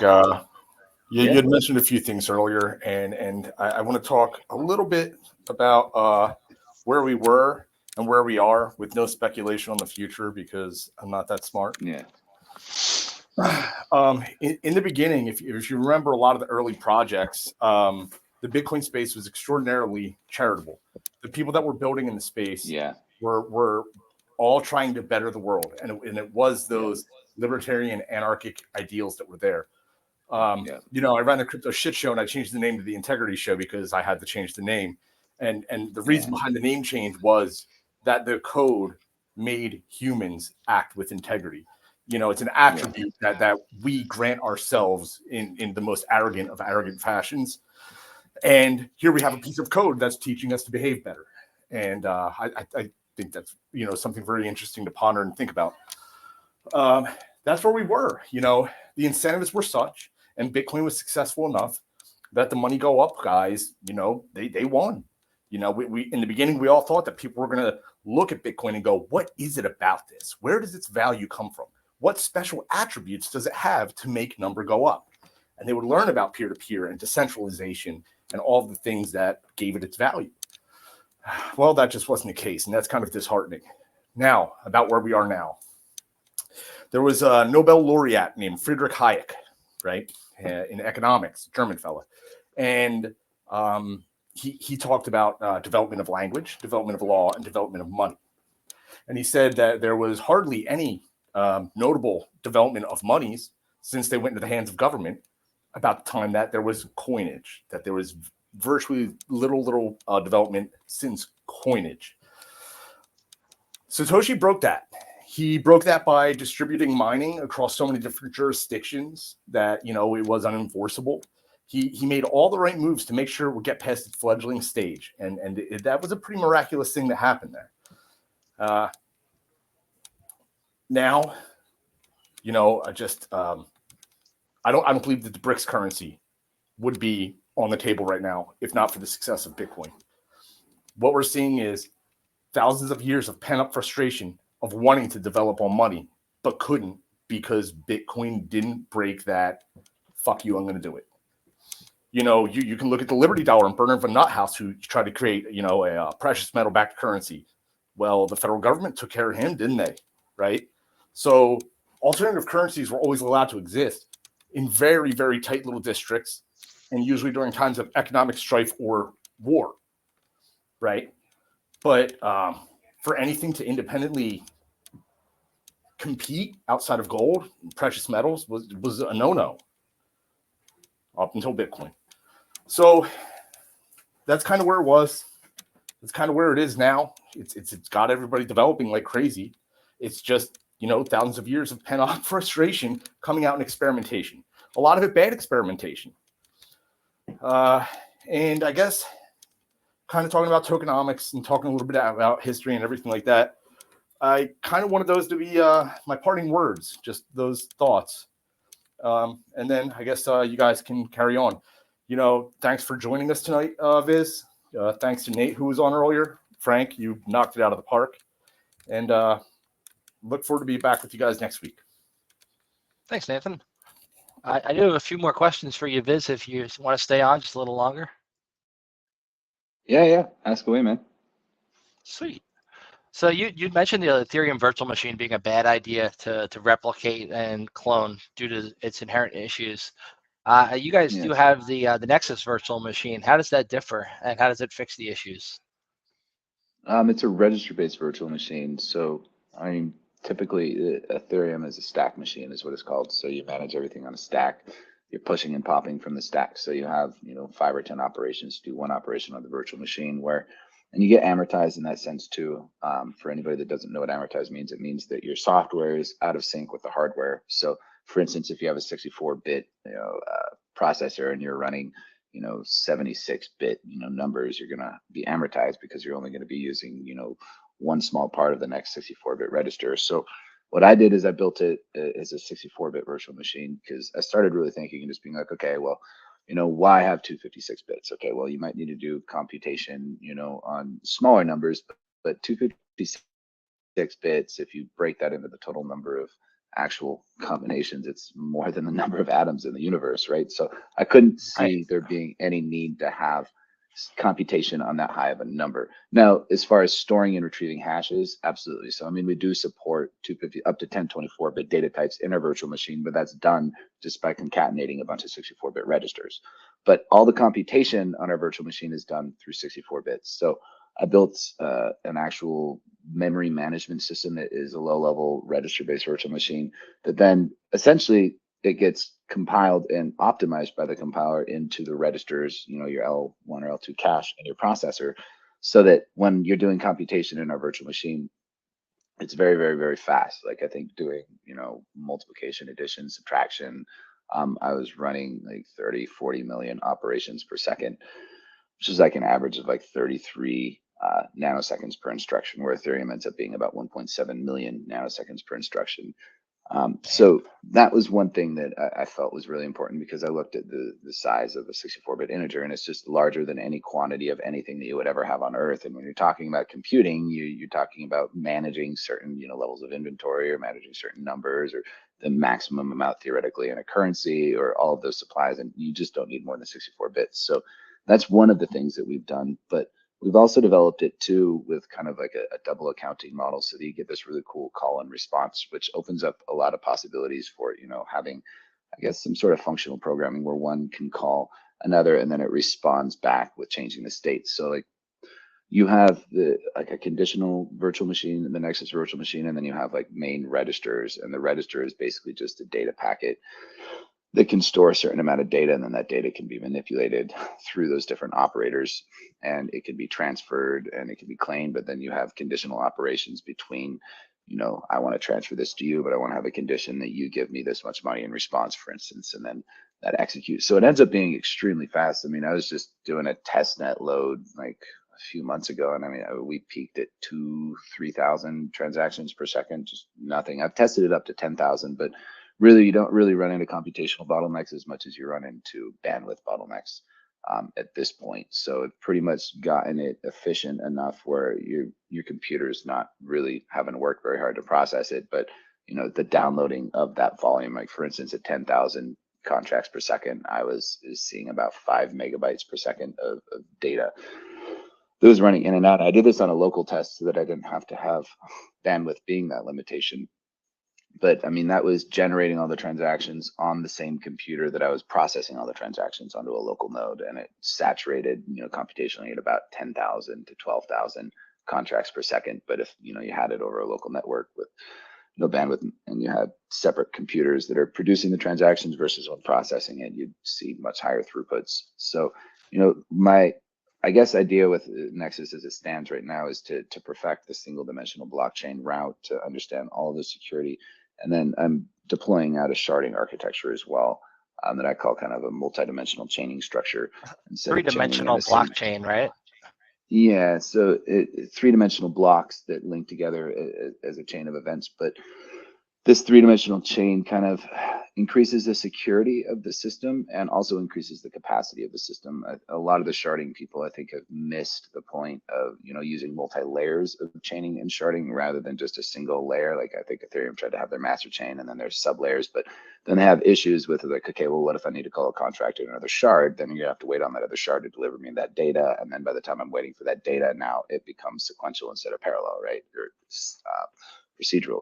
So there's all these issues with the sharding that I haven't seen very many people focusing on. Ours, it kind of has 3 layers on it, and then it also kind of creates a decentralized mining pool protocol as well, so that you won't necessarily ever have mining pools once that's fully completed, and it allows it to kind of expand and contract with the capacity it needs, but forming it into this 3-dimensional structure. You can kind of see like a Rubik's Cube, and each layer of that is processing different parts of the state. And so then, you also, instead of chaining forward, between, blocks that are sequentially, one after the other, you're also at certain intervals chaining across. So what ends up happening is then you start creating a rigid 2-dimensional grid or a 2-dimensional structure that then cryptographically is locked together, so that if you change any part of any one of those pieces of structure, now you have to have all the other shards agree that you want to change that specific state once it's been cross-linked, and then basically rebuild an entirely new 2-dimensional shape, which just exponentially increases the resources to attack it. So, it's not known exactly, because it's not been deployed yet, obviously, if that 3-dimensional chaining structure is going to succumb to the same 51% attack surface. The way I at least have understood it, from my simulations and architectural designs, is that you'll have to get agreement of everybody. It won't just be able to be one miner that just submits a hash faster than everybody else. That's how a 51% attack works. In this sense, you need to get all of the miners to agree, because right now with Bitcoin, for instance, one hash rules all. So I mine a block. If that has a higher amount of proof of work, then another block that's competing, my block wins. And that's just it. And then that block determines the transaction history, period. So only one person can change, at least the history on that one block. Where with a 3-dimensional block, you don't have that luxury. You don't just get to make one hash and then you make a block. It takes a large collection of people to make the block. You have to have the L1 validators create the two-dimensional shape or the two-dimensional grid for the bottom, and then the L2 validators are going to be processing the contracts in their own sharded areas, and then the miners are going to be submitting shares based off of that root cube, is what it's called, and then those shares then aggregate into a Merkle tree that creates the final block hash. And then the collective work of all of the miners then is included in that block rather than one person's block, one person's proof of work. Because with Bitcoin, you could have millions of people mining, but only one hash is going to win. And so all of that other proof of work is thrown out. It's just, okay, you start mining a new block. All that electricity you expended does not actually give you some monetary value, where with a 3D block, it does. And so you'd have to have a massive coordinated cooperation of, 51% of the L1 validators, 51% of the L2 validators, and 51% of all the miners, which they all have to agree on that alternative transaction history in order for that to be woven together into a final block. So it makes it a lot more difficult. Even if you have 51% of the mining power of the network, you wouldn't actually be able to create your own three-dimensional block. You'd have to basically compete against all of the trust and the weight of all of the other levels. And so there's another mechanism too that's called trust that we built into it, where it simply is just, how consistently have you provided resources to the network? And that then is what's used to determine a part of the reliability of that node. And so if you get into conflicts, higher amounts of trust are able to, be considered to be a little bit more valid. And so that gives you the protections of new miners coming on just to execute an attack, or, people coming in to try to swarm. We also use the trust for the voting protocols because, DAOs, for instance, that rely entirely just on token supply are very easy to manipulate. I think a lot of people, at least with the old mindset of like, hey, we're building this to topple the banking systems and change the power structures of the world and build our own currencies. We neglect to realize that they have about $100 trillion in value all across the world in real estate, and they just have a ridiculous amount of money and a money printer. So we need to make the old money, invalid to the new time, if that makes sense. Where, old guard can't just go in and throw $1 billion at something and then, gain control of it. And that's kind of what they did with Bitcoin. They gained control of the markets, the miners, and the development by throwing a bunch of money at it. So the trust kind of helps combat that, where you don't just buy Nexus in order to get voting, or stake weight or anything like that. You actually have to build up trust. And then the higher your trust score, at least on the proof of stake, then the higher your rate of return. So you get from 0.5% to 3%, based on the amount of trust you have. So that creates incentive for you to be a consistent node validator. It solves the node incentive issues that Bitcoin has because it costs money to run a node, but you don't make any money from running a node. It curbs that. And also it adds an additional layer of security to a three-dimensional block when each one of these L1, L2, L3 validators have weight. Weight is basically your proof of work or your proof of stake, how many physical resources you've contributed to that block, and then trust. How long have you continually produced these physical resources for the chain? And then, think of the trust kind of as like a positive, and, the weight is kind of a negative. So the distance between those two would determine the validity of that block, or the total trust plus weight, essentially. And so then it becomes a lot more difficult. Now, in order to attack it, you'd have to have trust from years ago. So you'd have to long game it. You'd have to be, mining and building up your trust as much as you can, getting as many other people with as much trust, and then have all of that weight, which is computing power and stake and everything else, to then try to control it.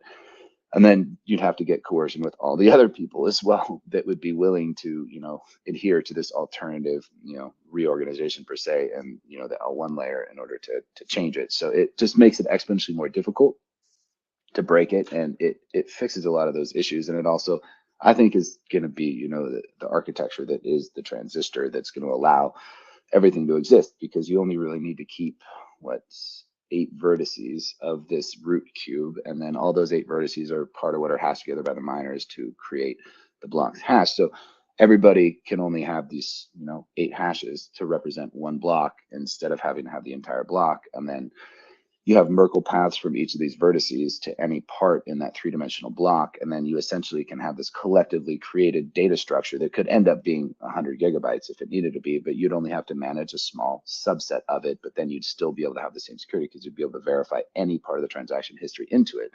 And then to get back to the register virtual machine, what's really cool about that is each register has a pre-state. And this is how I made it so you can reorg. I was talking about Ethereum doesn't reorg. It's not able to do a reorganization because you have to roll back the states. So let's say in the smart contract, it says I want to do, 5 squared.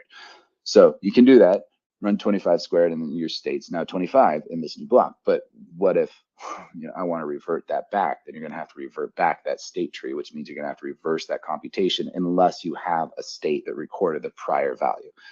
With Nexus, I just went and I created this pre-state system. We have a pre-state and a post-state checksum, so you know the pre-state. And so if you roll back, you just roll back to the pre-state, so you don't actually have to reverse computation, because you could have something that's totally not even computation. You could be writing into a value, and if you don't know the previous value, you're not able to reverse on computation. So we fixed that because I think it's important for the chain to be able to, shift around based on, the highest weight, because you do want to have the highest weighted chain comparatively. But what's also cool about that is if I want, like in our light mode, for instance, we got a node running on a phone.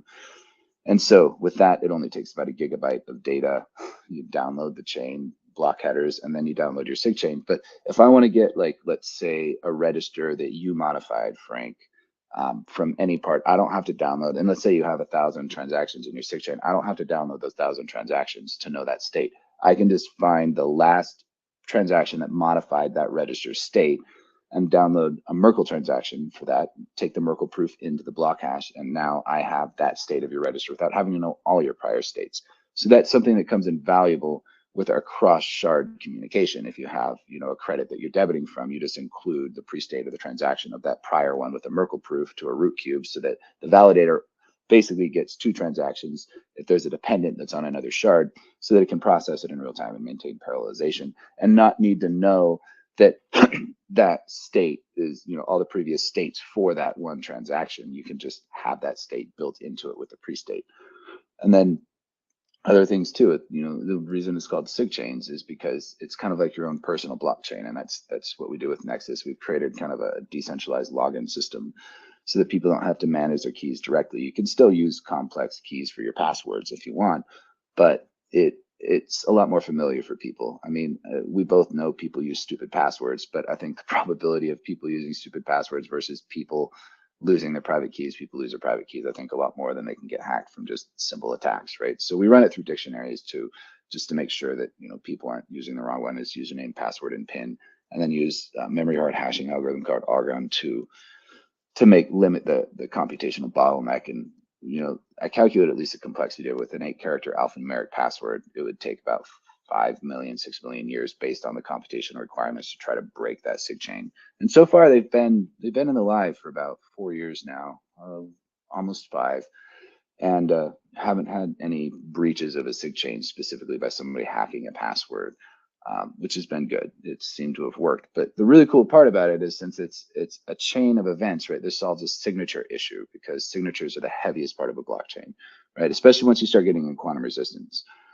For instance, Falcon, what we use, it's a quantum resistant signature scheme. It requires about 1/800 bytes for the public key, and I think about 1 kilobyte for the signature, somewhere around there. So it's about 1.5 to 2 kilobytes for the public key and the signature, which is the smallest quantum resistant signature scheme you can actually use. It's using NTRU lattices, which tend to be a little bit more compact. But we're going to need that. We're going to need quantum resistant encryption all the way. That's another flaw of Bitcoin. But to get to the signature aggregation, what's cool about it is all you need to do is you need to maintain the first signature and the last signature of the sig chain. So you can imagine, as you get to 1,000, 10,000, 100,000 transactions in your sig chain, now you've saved, 99,998 signatures, which, multiply that by 1 kilobyte or 2 kilobytes. You have a lot of data that you're saving. And this is a really cool feature with the signature chains, is because since you have a chain of events that go from your Genesis transaction, your first one, to your last one, as long as you maintain the signature on your first and your last, you know that every single transaction between the two is fully, it has integrity of it, because it's all chained, right? And if any one of those transactions were changed, then it would be broken, right? So that's another cool thing that we've done for scaling and improving the signature issue. And we do use a type of segregated witness, not necessarily Bitcoins, but we do separate the public key and the signature from the actual hash of that transaction so that they can be pruned out. And that's one thing that I can say was a good idea. Not necessarily how they implemented segregated witness, but separating signatures from your transaction ID is really important, because you have transaction malleability attacks with, including the signature and TXID. for instance. I don't know if you're familiar with those, but Dude, you can just you've gone so far over my head at this point. I gotta stop you because I'm lost, man. Like I appreciate you explaining it, but you've gone way above my skill level there. I'm okay. not like hardcore math guy, so when it comes to some of the things you're explaining, Stop, I'm man. just Yeah. a little lost. I do appreciate Stop me taking anytime, the time man. to explain it. Yeah, man. Yeah, and if you want me to I wanted, explain in simpler terms, just let me know. I'm just giving you kind of an overview, I guess, of all the stuff. yeah. There's a lot there. So You and I previously talked about how you're not a fan of monolithic kernels, and you were talking about yes. how, one of the ways to solve that was the redevelopment of the operating system kind of from the ground up. And some of the Hmm. stuff you've talked about there, I was wondering how you would deal with like IPC messages getting leaked, and that being like something that somebody can intercept if you're not using a monolithic kernel. Yeah, I mean, you can still do that on a monolithic kernel if you know how to read the memory and what's happening on function calls and variables you can pass through. IPC, you just have to have some realm of encryption between each of these servers. But what's cool about microkernels is that you have different programs that communicate between one another. So I'm using the L4 microkernel architecture. So, I mean, to prevent eavesdropping, you simply just have, the proper encryption, and you have to have those keys stored in the proper places in the microkernel. But like a specific microkernel, a good microkernel doesn't have any policy on anything. It really just manages your thread. So every other aspect of the operating system is managed through independent computer programs. So this particular microkernel that I'm working off of, SEL4, also provides memory protection where you actually aren't able to access the memory of another running process just because of the way it has policies and these certain objects and data structures. And they've actually used SEL4 to prevent buffer overflow exploits on military drones. It's actually being used for developing military hardware because it's such a robust microkernel. And they actually have provided proofs, which I think is the only kernel that's ever had that, where you can run these proofs to verify that every aspect of the microkernel is functioning as it should. And these Python proofs, you should check it out, SEL4.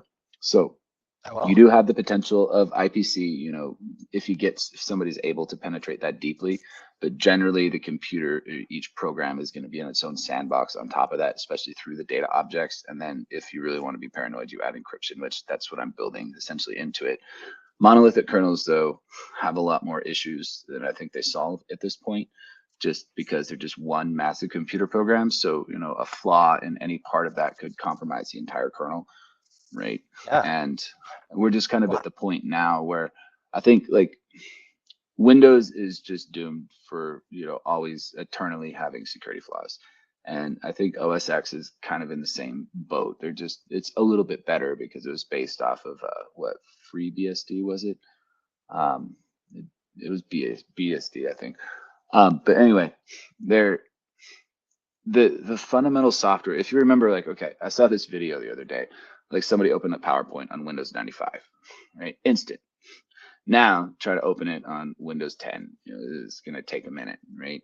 But our processors are so much faster. I mean, that was a 300 megahertz processor, like a Pentium 3, instant, right? Now it takes all this time because software has become so bloated. And I think operating systems are, probably one of the worst culprits.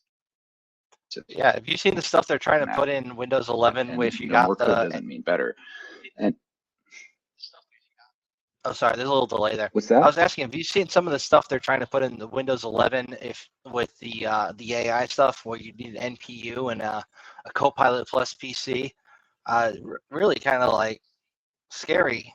Uh, what Yeah. level of access they're going to have to everything you're doing with screenshots every 5 seconds with recall and all that data that's flowing through. I mean, your average person doesn't want all that crap. They just want to like be able to edit their documents and do what they need to do and do their work.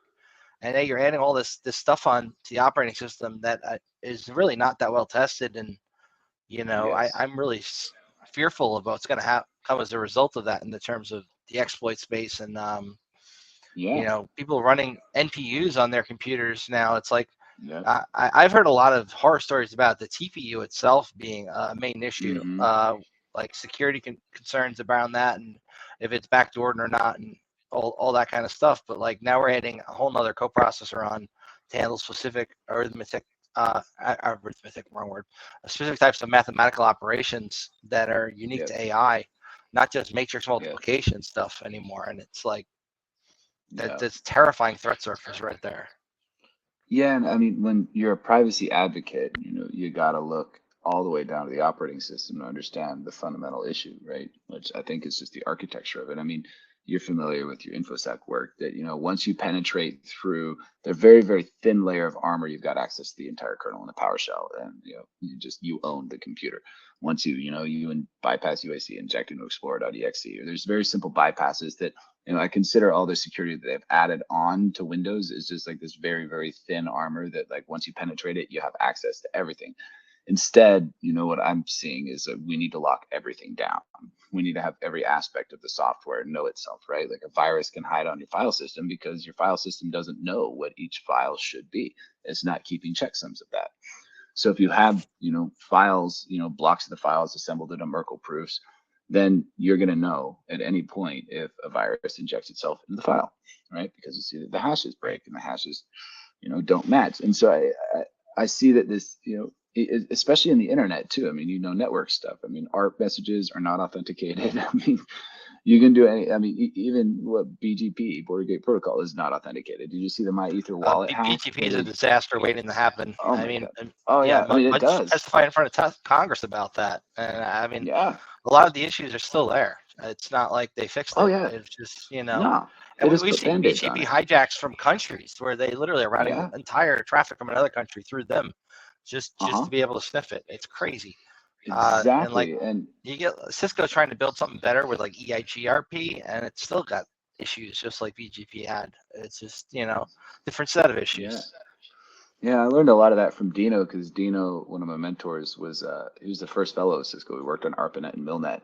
And so I got a really good insight into, like, your network engineer. Like, this guy pretty much built Cisco. He was the first fellow.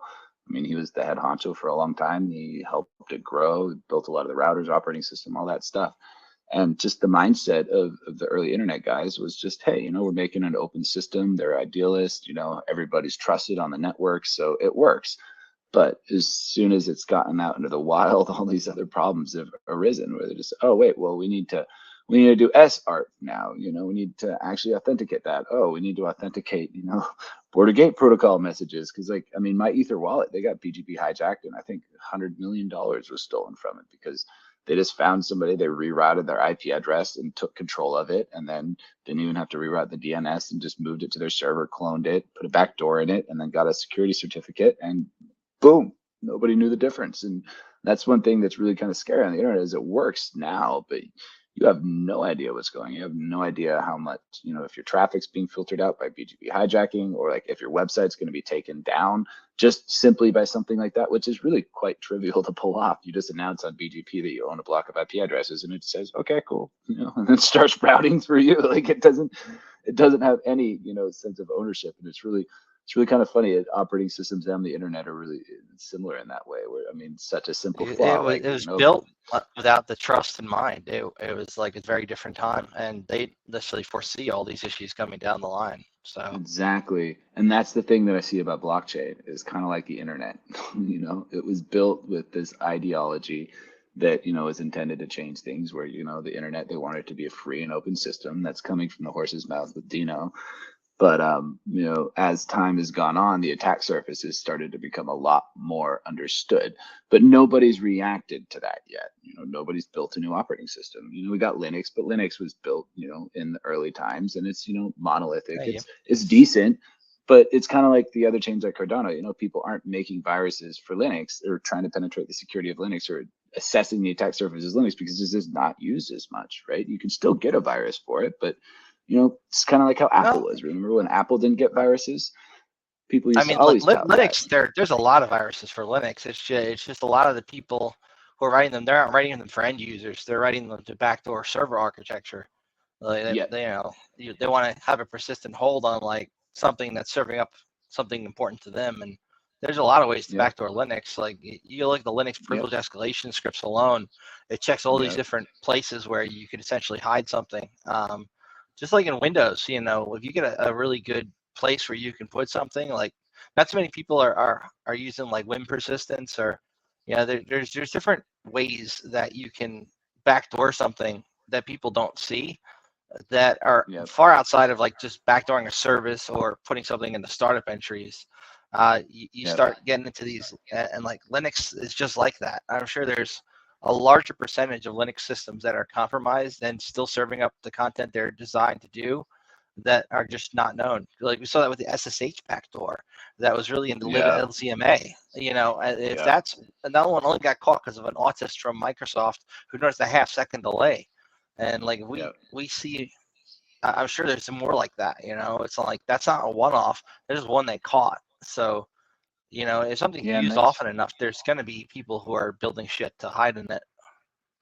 Yeah, exactly. And that's, I mean, you remember 10 years ago, everybody always, touted Macs as being, no viruses for Macs. And now they're all over Macs now, and they're on iPhones and they're on Androids because it's, just a matter of time. And I think a lot of that is just kind of this open architecture underneath the hood.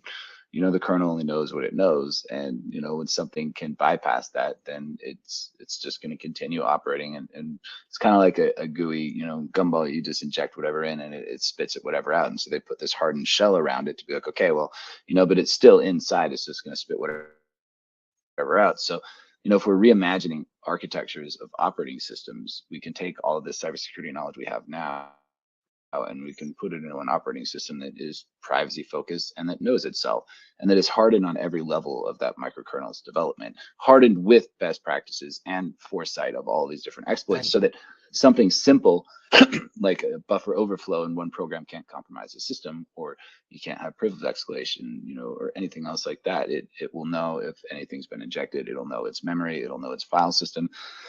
And it'll use, Nexus and blockchain in order to authenticate that. And I think that's been one missing piece to be able to do that is you can build all of these structures internally to the computer where it can know itself. But if it's something that's locally on that hardware, then that's something that can be corrupted or manipulated or changed. And then it wouldn't ever know that it was changed, right? But if you have it based around, files have a hash of the Merkle proof in, a file system register that's housed on Nexus, then you'll know that that file is exactly what it should. When you open the file, you check your hashes, you make sure it's good. Anytime anything's executed from that file, you check your hashes. Then nothing can hide anywhere on the computer, and you harden it from a lot of those possibilities. And ideally, be able to curb things like, a vulnerability in SSH that it would be able to catch, right? And anticipate these things, because the developers make mistakes. And so the operating system should buffer those possible mistakes rather than, succumb to them. And that's kind of how it is now. The operating systems are really just Windows, Linux, and OS X, right? And that's it. And it makes sense why there's not other ones, because they've got the market share and people don't want to move to different operating systems because they like using their apps. And Windows did a very good job at siloing everybody under their operating system in that way. But I just don't think we're going to see all these security flaws go away until we have a totally new architecture that we build from the ground up, anticipating all of them. You've talked about what you're building a bit with Nexus and the operating system. How far away year-wise do you think it would be before there'd actually be a usable operating system I could install on some hardware that would do what you're talking about? It's hard to say. I'd say at least a few years. Right now I'm working on building the LXOS microkernel underneath Graphene. So anybody use Graphene OS for Android? They are basically running. Yeah, they're running a Linux kernel, and this is the thing. How do you get adoption, right? Because I could build it, but if you can't run your apps on it or whatever, people aren't going to use it. So I'm building the LXOS with the Linux compatibility layer, and I'm going to deploy it underneath Graphene to initially release it so that I don't have to build all the GUI and all that other stuff that can give you additional security, because that is something that the Graphene guys have on their roadmap kind of long term. They want to move to a microkernel. So that's how I'm starting it, at least right now, to get adoption. So it's going to start with mobile phones and all of that. But right now it's just me coding it. So if anybody else wants to help, it'll get done faster. But if I had the skill to do kernel level programming, I would certainly help. But I am it's really not that complicated, man. It's just like I'll tell you what, stuff, you teach me what I got to learn, and I'll help you all you can. Man, I don't know that shit. Just do it. So yeah, and what's cool about it is that Nexus kind of is doing a lot of it, right? Like there's a file system I'm building on Nexus to make a distributed file system with the file system registers and all that. So ideally, we'd only need to have a few servers and Nexus running, which the Nexus would be providing a lot of those operating system functionalities, because I want it to be distributed too, right? Where you can pay Nexus into the file system and you can make sure that You know, let's say your phone goes down and you lose it in a lake. You don't have to back up your files. It's automatically backed up on this distributed file system network. And then, you know, desktops eventually can host files for each other and create local little, you know, whether it's you and your buddies that just keep, you know, 10 computers on and, you know, store files for each other, or, you know, you pay to the public for people to do it too. So that's ideally like, as the more I finish Nexus, then the faster LXOS gets done, if that makes sense, because a lot of the heavy lifting for LXOS is going to be done by Nexus. It's just the microkernel and everything's going to be kind of sitting below Nexus. So it's just, you know, getting Nexus, I guess, less and less reliant on any externals. Like right now, it's totally free of any external library. It's set for OpenSSL. And I'm almost done getting rid of that, which is good because OpenSSL is a huge library, and you remember Heartbleed. You know better than to roll your own crypto, though, I hope, right? Oh, I'm not rolling my own crypto, bro. No. Okay, good. No, but I'm Every time I creating hear a somebody collective- talking about doing that, I start to like have flashbacks. No. It's like, Frank, I say the same shit to people. Like, trust me, I know. Like, the #1 rule of cryptography: don't roll your own crypto. No, but I am taking best standards. So, like Kyber, for instance, is a post-quantum standard, and I did create a post-quantum SSL, which uses the crypto object register in Nexus. So basically, it acts as a security certificate management service without needing a certificate authority. So you get the same effect essentially by saying, okay, I want to connect to this username. I'm going to download their crypto object register, and I'm going to check the public key that they're sending me in the key exchange mechanism, which is using Kyber in this particular context. And I'm going to hash that and then check that hash in their crypto object register and say, okay, this is the public key that they have, you know, generated deterministically from their SigChain credentials. Now I'm going to check an authentication. So now I want you to sign a message to me with your signed key, every one of them, you know, which has a timestamp and a nonce, everything, so you prevent replay attacks, to say, okay, I want you to verify that this is you sending this message by including a digital signature with a public key that hashes in your crypto package register. So you not only get certificate verification, but you get identity verification at the same time. So, I mean, that's about as far as I'd say. It's not rolling my own crypto, but I definitely utilize the cryptographic operations in unique ways such as that. But I don't actually create the fundamental cryptographic algorithms. Basically been building a post-quantum library. I've got embed TLS, if you're familiar with that, is for embedded TLS. I've included that in our LLC, which, you know, the LLC is the lower level cryptography, which is basically just a collection of a lot of really good cryptographic algorithms and standards, including RSA and ECDSA, and then post-quantum algorithms and stuff like that, that make it kind of portable and ready to have available to any developer. Is, I guess, partly a cryptographic library, but not anything that I myself would roll. The TLS has actually been the hardest part of getting rid of OpenSSL. If you look at Bitcoin, they got rid of OpenSSL as well when they had the DER encoding issues. But they actually just totally removed TLS on the RPC server, which I thought was highly irresponsible. I mean, your remote procedural call server, yeah, they say, oh, assuming it's only used locally, so just never open it up to any remote connections, and like just totally non-SSL. So I mean, that's something for anybody, you know, like every RPC server running Bitcoin Core is totally plain text. It's totally unencrypted because they just dropped TLS. Which I understand why. It's been a pain in the ass, but you know, yeah, I'm almost there. There's just a couple things, and then like format tests with the primality was a bit of a pain in the butt. But we even went down to software virtualized floating points. So when our virtual machine's completely done right now, I've been rolling it out in stages, and this is part of my practices. I don't just add too much complexity too fast. You want to add a little bit of complexity and then see how it is received and see how people try to manipulate it. So I mean, I literally stare at logs a lot of the day, just going, watching nodes, watching miners, watching people, watching what they're doing. Like, there's people double spending or trying to, you know, like sending, you know, credits already claimed and all sorts of stuff. But it shows me just kind of a natural rhythm of the network and seeing what people try to do to manipulate it. And then I add, you know, a little bit more complexity and a little bit more. And I think that's just, at least, you know, my perspective obviously is a little biased, but I think that's the only way to really do this responsibly. You can't deploy too much complexity because you have no idea what's going to be going wrong. Kind of like, you know, a scientific experiment. You change one variable at a time. You add little bits by little bits so that you can know what broke where, if there is that, and that you don't introduce these massive security flaws before it's fully understood how that last feature is going to be affected, in at least the security world. But So the reason I went on that tangent is software virtualized floating points. Right now, Ethereum doesn't support floating points, but this took me like a few months, man, to get it where you can actually emulate the Manticipate with the IEEE 754, I believe, standard for floating points with a 64-bit unsigned integer using all integer arithmetic.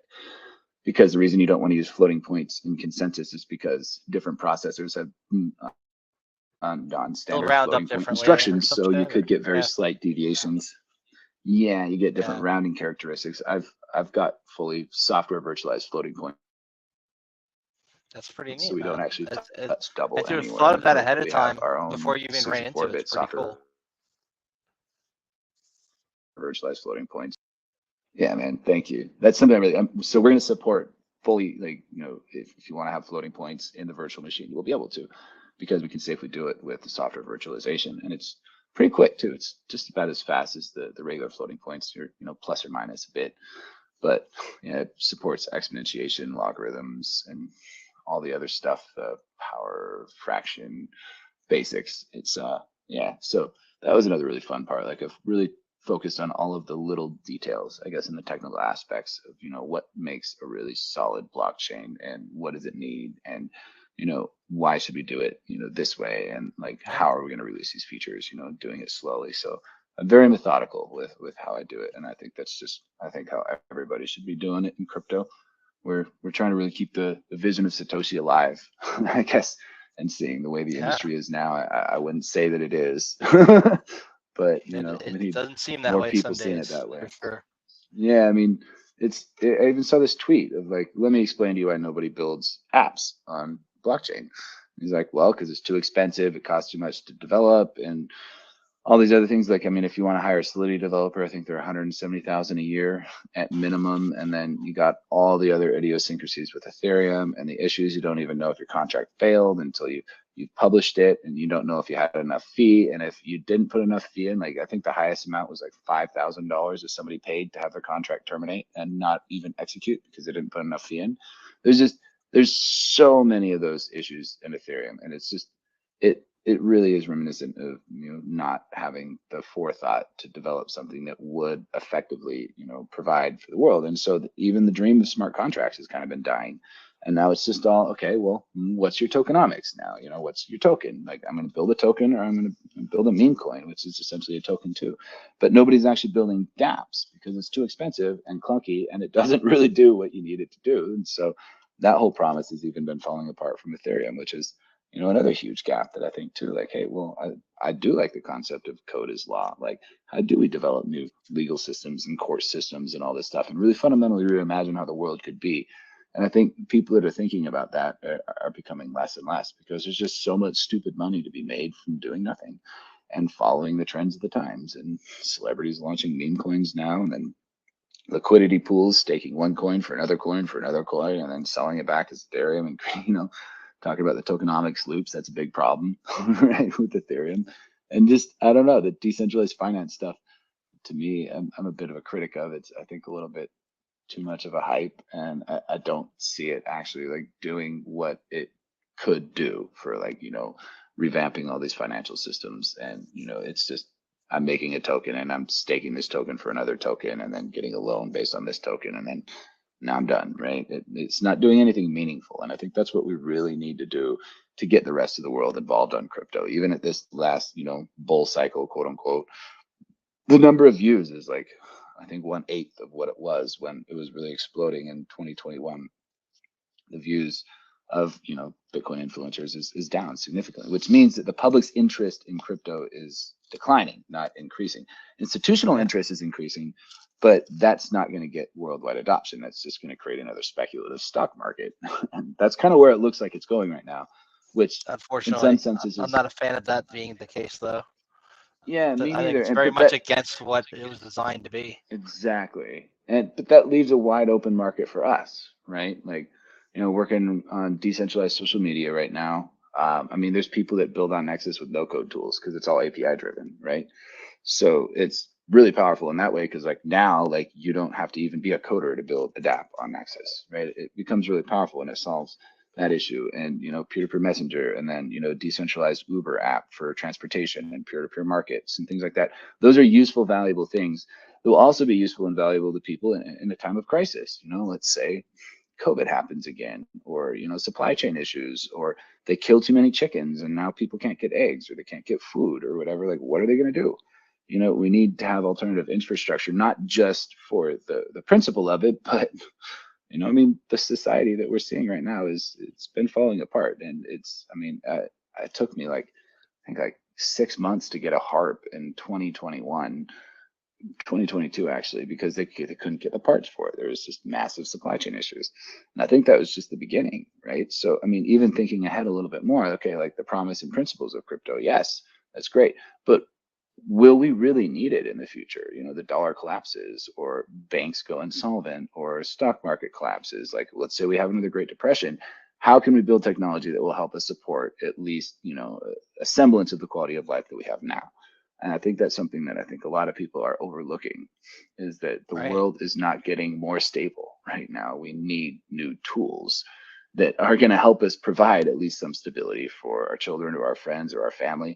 And ultimately, we all have what each other needs. I mean, 200 people is all you need to have fully self-sufficient community. It's Tristan da Cunha actually is this little remote island. It's over by St. Helena, right? They're grouped into Ascension Island, Tristan da Cunha, and St. Helena. It's 200 people. 200 people live on one of the most remote islands in the world. They get like, I think a ship visits them like once every month or two, and they're totally self-sufficient. They grow their own food. They have their own, sheep, and make their own, alcohol and whatever else. People, do their weaving. They make their clothes and from the wool. They get totally self-sufficient. And it's just all these middlemen are in the way of us, providing for each other. I mean, even when you're buying a product, right, on Etsy or Amazon, it's somebody else that thought that product and manufactured it, and then somebody else that manufactured it, and then someone else that bought it, right? It's all ultimately people. So if you can remove all of that and take the people out of the way of, like, capturing the fees, like, Uber, like, hey, I'm driving here to drive you there. I'm already here, so I'll pick you up, no problem. But they take 20% of it. I think we need to really get away from that, where everything can be directly peer-to-peer. And I think we could have really functional systems in that sense. Different people have different talents that produce different values, different people, and getting those big middlemen out of the middle of it, I think will make everybody a lot more prosperous, and also give us more assurance that that grid can't fail, right? I mean, producing a power, sharing the power, producing the food, and different products that we can trade with each other in geospatial markets over longer distances, and then having transportation based off of different people's locations and needs. Hey, I'm in North Vegas with you, Frank, and then we're going down to the funeral, and oh, hey, there's a guy over on this side that needed this delivered. I'm going to just pick up this package on the way, and I'm going to earn $10. Hey, that covers my gas money. People naturally are already doing what each other needs. We just don't know who is doing what. So if you had a system that could show you that, like, I don't know what that future would entirely look like. I can only speculate. But, I would guess that it would be a lot better than what we have now, because right now it's just, Absolutely. hey, I go here and that's that, but wow, I mean, I could be providing something for somebody as a byproduct of what I'm already doing. One man's trash is another man's treasure, and that happens everywhere. It's really cool how life works, that it is a thing. And so, if you can capture that essence in kind of local economic systems and trades, and, tie that in with the cryptocurrency, and then all the other additional infrastructure that's possible, it becomes really powerful. Absolutely. I wanted to just pivot before we kind of wrap up. We've been at it like 2.5 hours. And one other question. In my industry specifically, there seem to be a lot of assholes who get in positions of power, who abuse their authority, treat people badly. How do you think that kind of thing could be tackled, where if we are going to build a better system, that the people who get put in positions where they're making decisions for others are not freaking jerks? I'm glad you asked, man. That's another big issue with society, right? And it's funny you asked, because I've been actually thinking about this particular problem for about 6 or 7 years, and studying corruption to back it up too. I'm like, okay, I've had a lot of really great test subjects, like corruption, facing it, like politics, all that stuff. And I think, let's just kind of start with like one of the premises of blockchain. They're like, okay, peer to peer, it's a flat system, right? It's supposed to be flat. A lot of, anarchists and libertarians believe somewhat in that, but that I think is a logical fallacy. It's an issue because you can't have a flat system because not everybody's got the same level of capability, right? Some people are more capable in other fields than others. Some people just want to be told what to do and go home and, make love to their wife and have a beer and go to bed, right? They don't want to think about all these different things. And then other people really are very capable leaders. So how do you filter the two apart from one another in a way that when somebody gets to become, quote unquote, a leader, they're not going to abuse that, exactly like you just said. And the way I believe is that it needs to be a bottom up social system, not a top down social system. So right now, the way typical corporations work, you have the board of directors. The board of directors hires the CEO hires the rest of the C-suite. Each of the C-suite then gets appointed a certain number of departments or department heads. They appoint them, and then the department heads then appoint managers, and then managers then hire people, and so on and so forth, and it goes down the chain.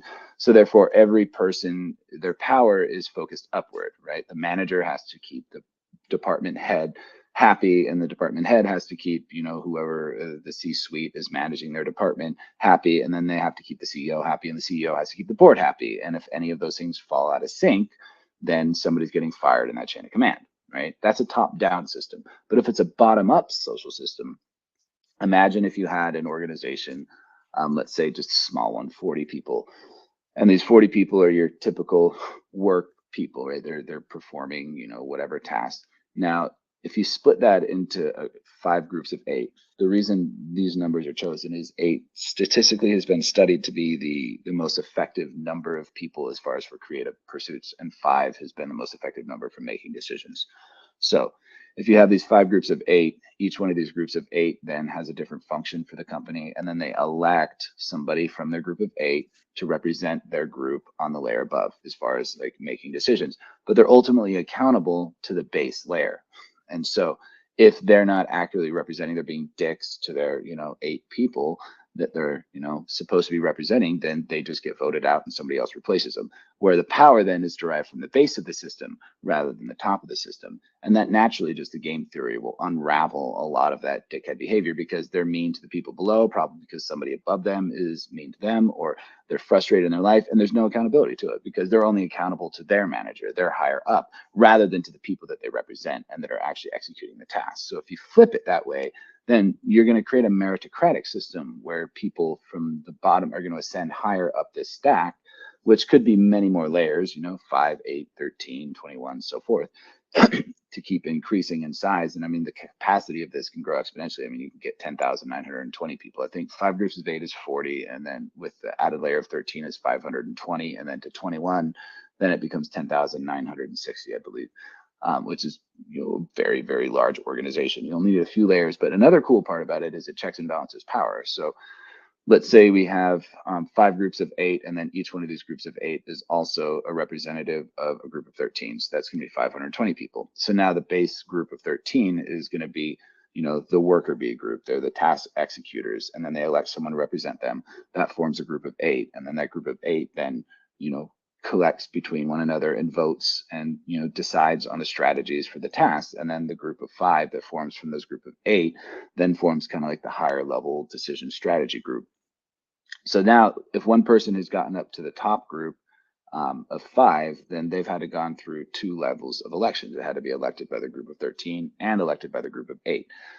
That's more eyes seeing them and their behavior, and that's also more direct accountability, because I can ascend from the group of 13, right? Let's say I'm trying to manipulate and take power, control, maybe I can trick that group of 13, but the group of 8, they can see and they can report, and then they can vote you out and push you back down to the group of 13, forcing the group to have to elect someone else. So you have this, direct accountability on every layer. And as you add a layer to increase the capacity, you increase the total number of steps that you have to do to get to a certain point where you're always accountable to that base layer.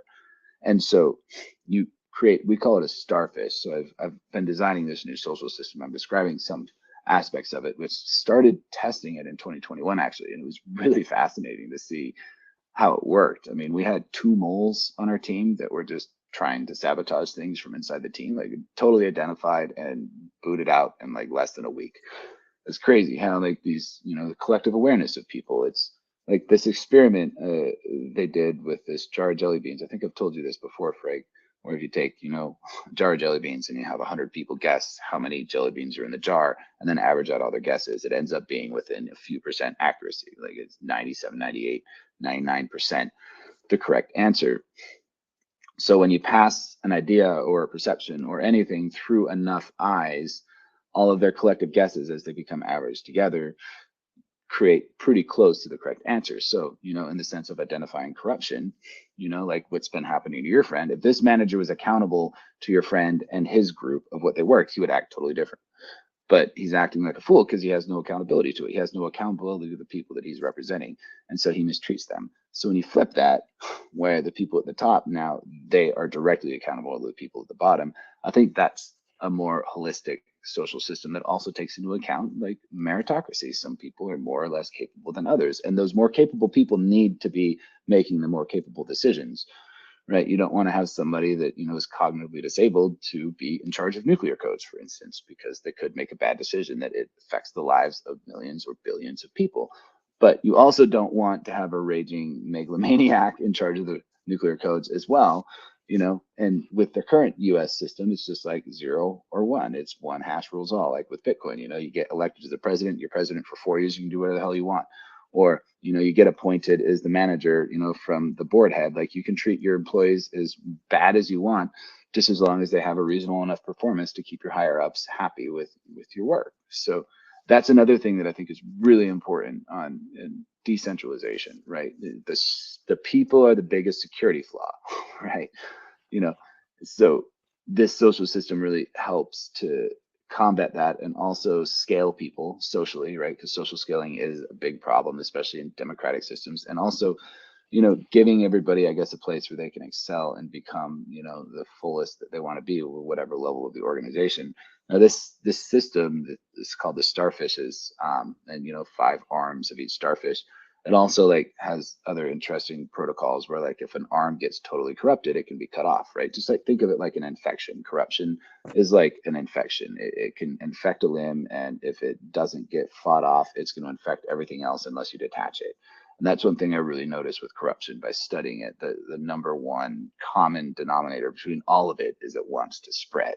It always wants to spread itself. Bad ideas want to spread themselves. You know, corrupt ideas want to spread themselves. Liberty loves company, you know. So containing that and isolating that's really important as well. But this system that I've been describing, I think could be used eventually like to run countries or states all the way up to creating, you know, international starfishes where you have just layers and layers and layers. It's kind of like a fractal that grows up. But I think it would create a lot more security in social systems and prevent, you know, issues from happening. Like, you know, you've suggested about, you know, people, you know, being dicks and really causing harm on others, not having any direct accountability to it just because of the hierarchical system. And most blockchains have CEOs now, right? You always have the CEO and the CTO and the C-suite and whatever. And I thought that was just heavily ironic because you got these decentralized protocols on software anyway, but then you have a CEO of a blockchain. I thought it was supposed to be a decentralized economy. And then, you know, the narrative started shifting away from decentralized economies to companies. And then when you don't have a company, people are like, but what are you then if you're not a company? You know, it's a decentralized economy, guys, you know? So yeah, I think that's one of the biggest flaws in actually blockchain in the industry is that we're using these old hierarchical social systems on this new paradigm, and it's just always gonna eventually become centralized. Centralization is kind of like entropy in the system, right? Unless there's a constant flow of energy into the system to maintain that decentralization, it's just people are going to centralize things. And the social system, I think, is actually almost one of the most important aspects of it because that determines the results of everything else. Well said. Last question before I kind of get going here is how do you feel about dev worship in the crypto community? I hear a lot of people talk about that being an issue. I haven't really observed it too much myself, but is that an issue? Absolutely. I've struggled with that a lot, like just kind of hiding from people, and people just do tend to like see devs as gods in some way, which I think is a big problem because ultimately for a decentralized system to function, everybody's got to kind of find their own merit within it. And the dev worship also leads to one person having too much power, like Vitalik. everybody worships in. And a lot of it too is like these people want it, right? And they find, oh, I can be this, crypto god. I want everybody to worship me and look at me and yay. But I think also as a part of the problem, it can be a part of the solution too, right? I've had to kind of come into that later in my years of it because I've always fought it and just like, guys, like just stop looking to me for all the answers. Like, let's get involved, let's do stuff, like.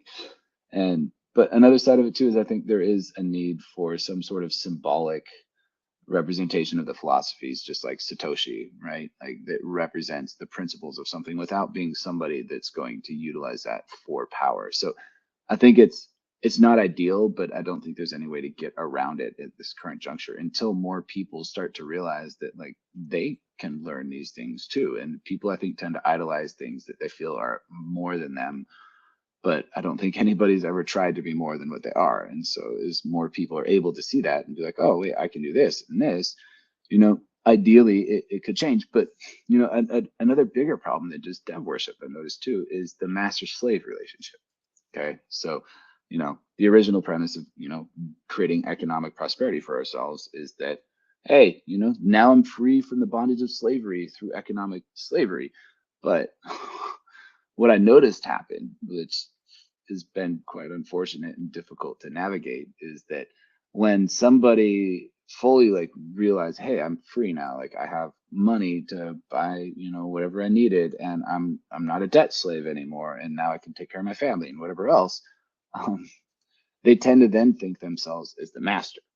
They don't have any in between this master slave. They just are like, okay, well, I'm going to be a slave and stay a slave and worship the dev, right? Or I can be the master of the dev, and that happens. And there's really no in between.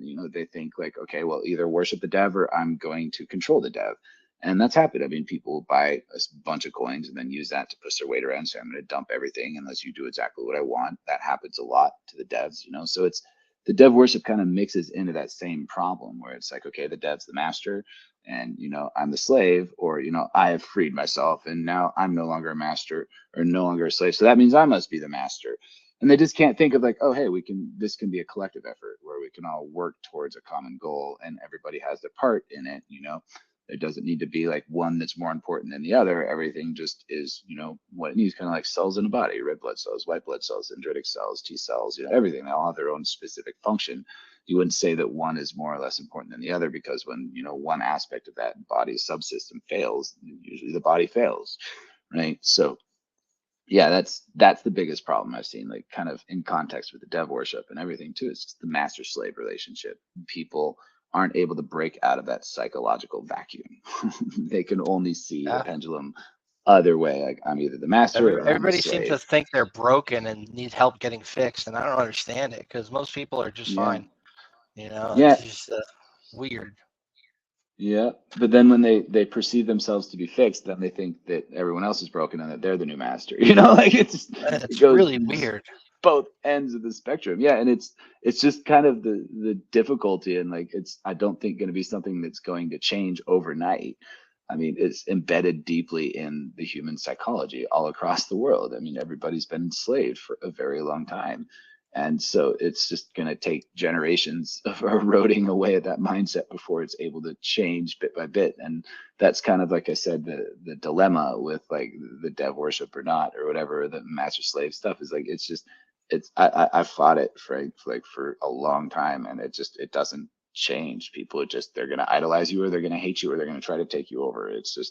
That's just kind of how it has worked. And until more people are able to stand up and be like, oh, okay, like I'm part of a larger thing instead of I am the entire thing or I'm below the entire thing. Like being a part of that. Don't you know who I am?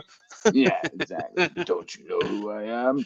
I'm the creator of Ethereum and blah, blah, blah, and blah, blah, blah.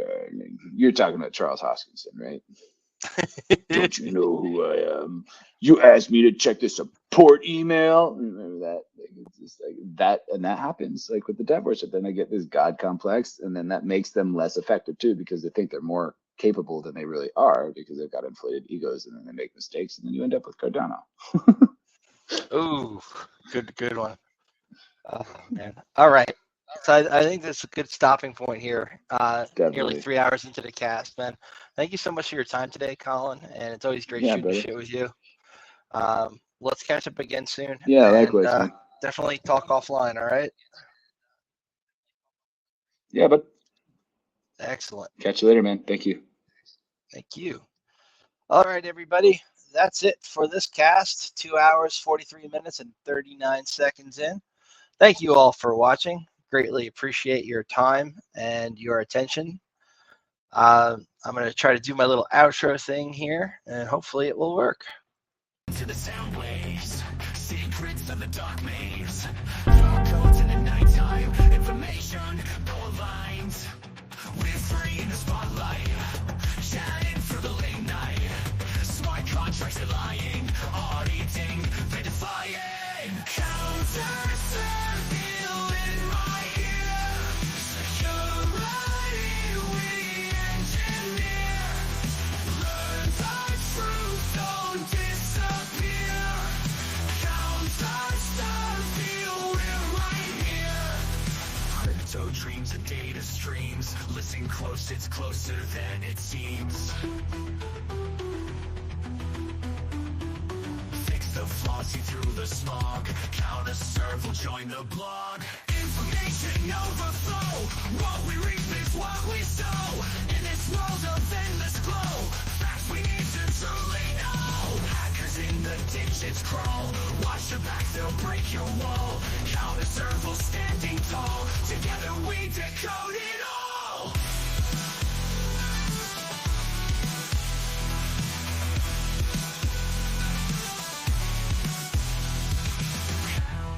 CounterSurveil in my ear, security we engineer.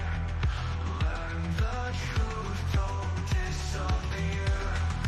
CounterSurveil, we're right here. CounterSurveil in my ear, security we engineer. Learn the truth, don't disappear. CounterSurveil, we're right here. Crypto dreams and data streams. Listen close, it's closer than it seems. Fix the flaws, see through the smog. CounterSurveil, join the blog. Information overflow. What we reap is what we sow. In this world of endless glow, facts we need to truly know. Information overflow. What we reap is what we sow.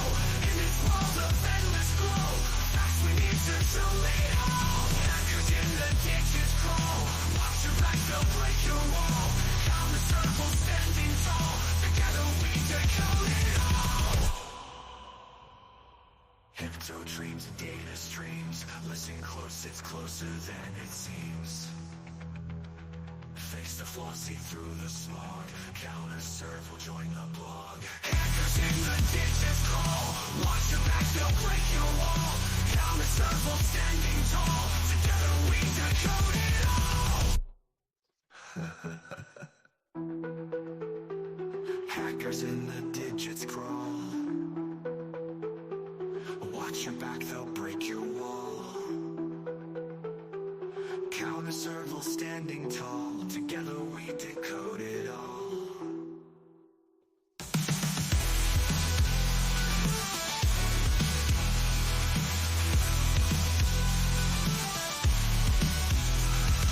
CounterSurveil in my ear. Watch your back, they'll break your wall. CounterSurveil standing tall. Together we decode it